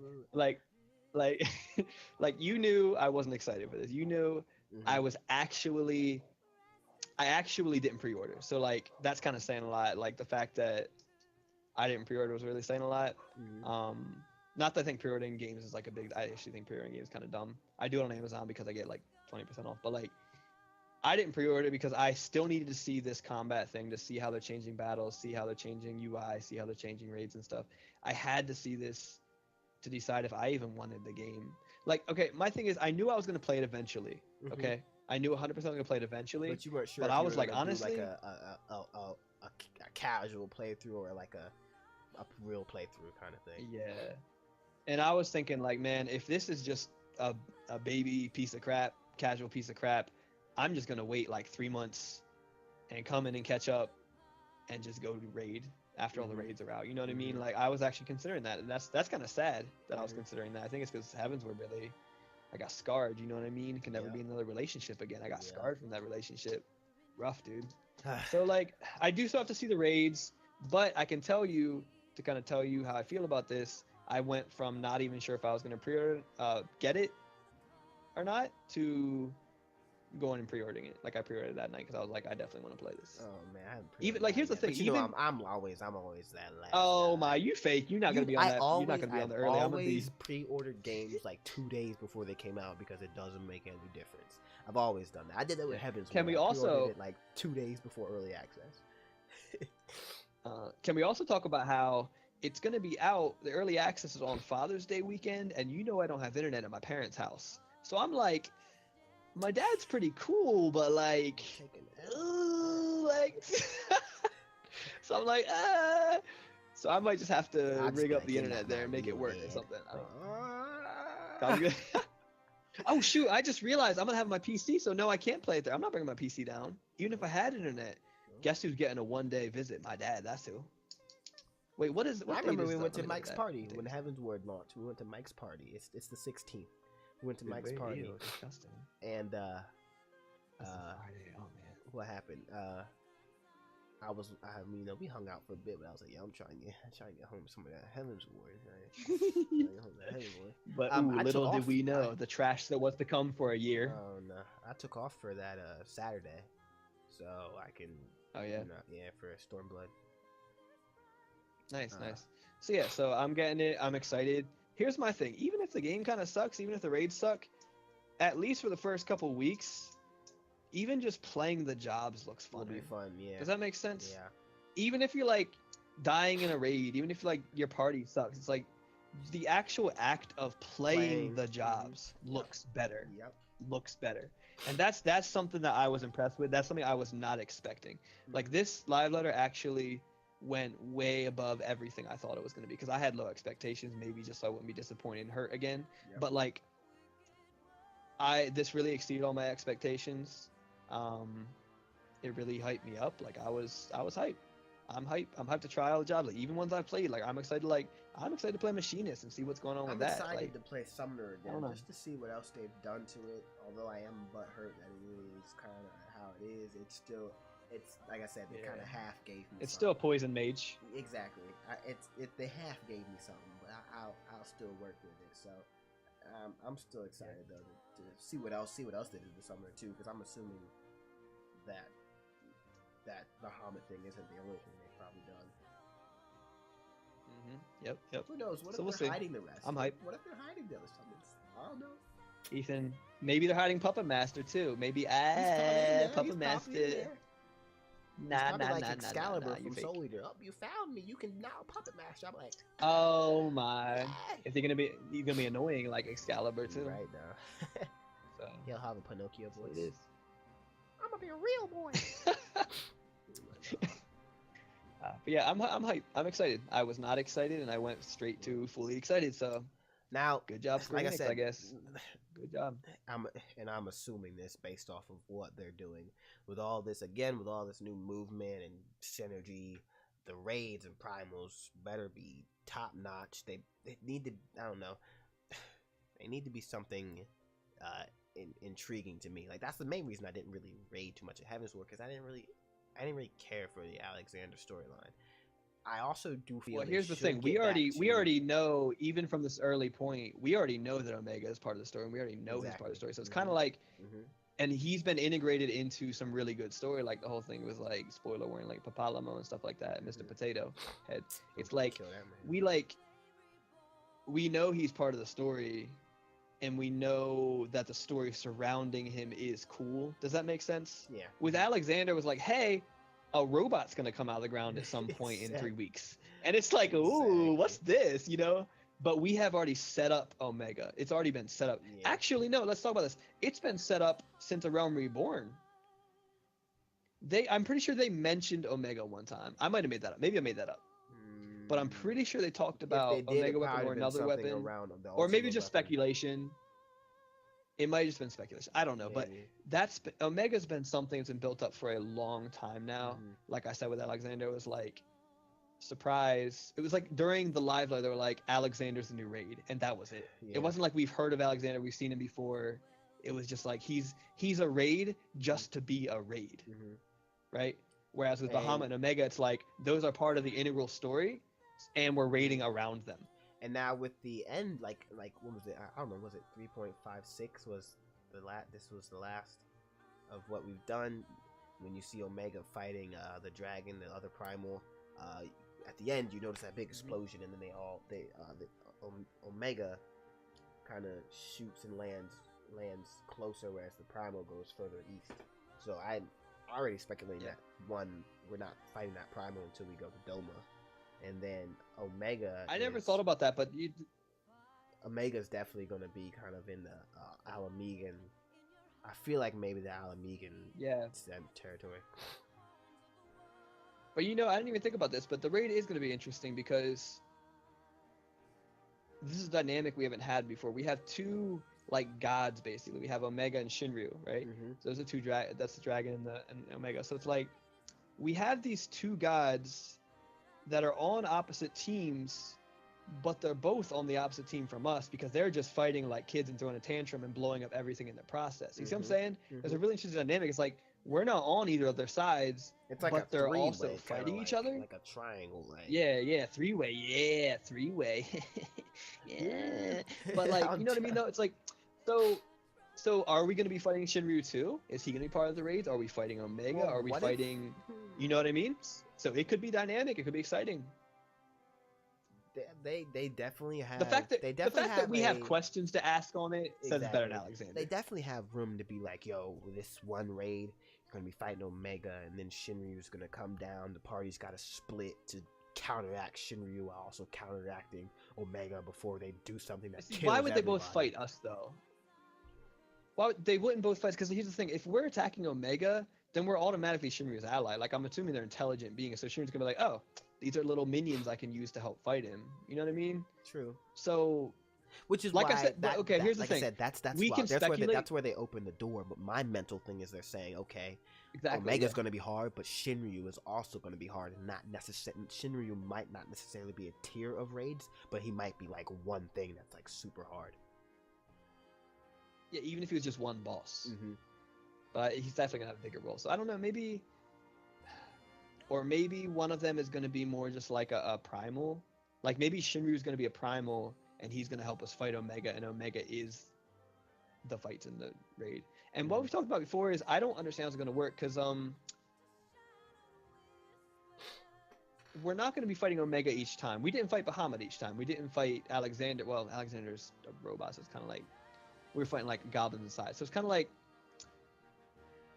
how is it going to play out? Like, there has to be a location. Do you see what I'm saying? Mm-hmm. So Alexander was kind of meta because he was the raid location. Mm-hmm. You were fighting him from the inside, right? We were like viruses going there, basically. With Bahamut, it's not like we were inside Bahamut or we were fighting him every time. It was more like there was this thing that happened because of him. The coils were the result of, it was like twisted, perverted versions of Earth that were created from Dalamud, his cocoon that came down, right? Is that correct? Yeah. I think I remember that correctly. Mm-hmm. So it's like, yeah, so right there, it's like there was a story and saying this is the location we're fighting in. But here's the thing, we don't know the location we're going to fight Omega. Mm-hmm. So that's still a mystery, and that's still something that could be exciting. So we don't know. And that could determine a lot of what the boss fights are going to be like, determine his locations. So what I heard someone say a while back, and someone quickly dismissed this for some reason, like people weren't into it, and I didn't see why. Someone was saying that if the Garlean Empire takes control of Omega, the raid tiers might be in the Garlean Empire, and like our bosses might be like generals and stuff like that. Like we've already seen like the guy with the hammer. There's like a couple other guys. So like, I don't see why people are hating on that idea. That makes sense. Because then we're trying if to they push get control of that, to Omega. Yeah, exactly. That's exactly what Bahamut was. Mm-hmm. We were pushing past these bosses to get to like Bahamut. We're going through all these coils and stuff. Mm-hmm. So I think that's what it's gonna be. If I had to put my money on, that's what it's gonna be. We're gonna be fighting Garlean and stuff.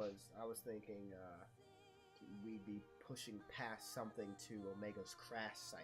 But again, that would make sense if the Garleans kind of came in and, either moved Omega or built around him, and we have to fight through, again, these I didn't think about that. Stuff. I didn't think about them building around him.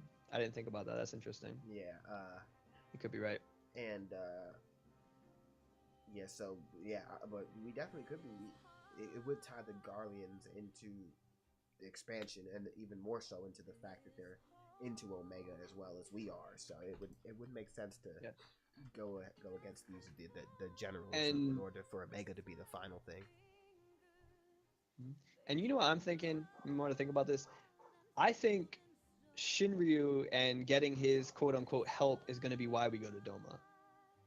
Because maybe he's going over to Doma, like fleeing over to Doma, and we're going there to like get his help in some form, whether it's like actually like talking to the dude and be like, hey bro, you want to come help us fight this robot, or if it's like gaining his power or something like that. You know what I mean? So I think if I had to guess, I would say that we basically find out Omega's at the Garlean Empire, realize that we can't do it on our own, go over to Doma because our Shinryu's there, and we say this is our last chance. Let's go try to get Shinryu's help because he's the only one that can be a formidable opponent to it, right? Because I don't think on our own, I don't think we have the power, even with all the Warrior of Light power. I don't think we have the power to fight Omega, because Omega is kind of like this trans-dimensional.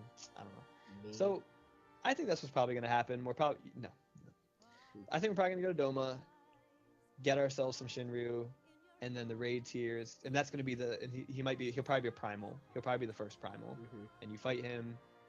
And then that's how you unlock the raid tiers, and you go to the Garlean Empire, and like you go through some towers and some forts and some walls and stuff like that.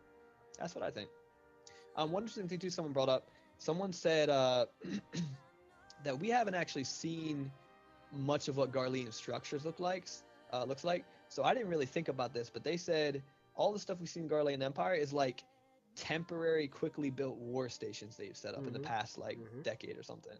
So I thought that was pretty interesting. So even if we go to the Garlean Empire, it's going to look different. We don't know what it's going to look like, really. We don't. Exactly. So that'll be interesting. So I don't know. Is that it? We That's done? it. I think I'm that's hot. I'm we sweating. talked about I'm everything hungry. that was in the live letter and speculated on what we would think. You're right. You're right. Raid tier You're would be right. like- We did it. The only thing left to see, I doubt they'll release any more information until it launches because it's only not. Hairstyles, emotes, We only dances. only have a little over 2 weeks is what they've done with the like they've said they've made dungeons a little more interesting, so we'll have to wait until we get there to see what that's like and other things like that. So other than that, I guess we just gotta wait till. I'm June guessing they won't 16th. show raid stuff. Yeah, Yeah, I'm guessing they won't show raid stuff until like it's about to come out. So probably Exactly, like like July. Yeah. Because what they coming out? Are they coming out 2 weeks or 4 weeks after? I think it's like 6 weeks, 4 weeks. Yeah, I think it's 4 weeks, and then the Savage mode is 6 weeks. I think. Okay, so it's 4 weeks for the normal. So there's a 2 week break. I think. And then I think it's a 2 week break. And then Savage. So they'll probably come out with something, July, first week of July or something like that. Probably July. Yeah. Yep. That's it. Yeah. That's it. Okay. I wish I had the Looney Tunes like circle thing on my head. I'll edit that. I'll patch that in later. I'll patch it in later. All right. I'll put it over my little thing. Like, comment, subscribe. But don't subscribe though. Subscribe to me, not him, though. But bye for real, though.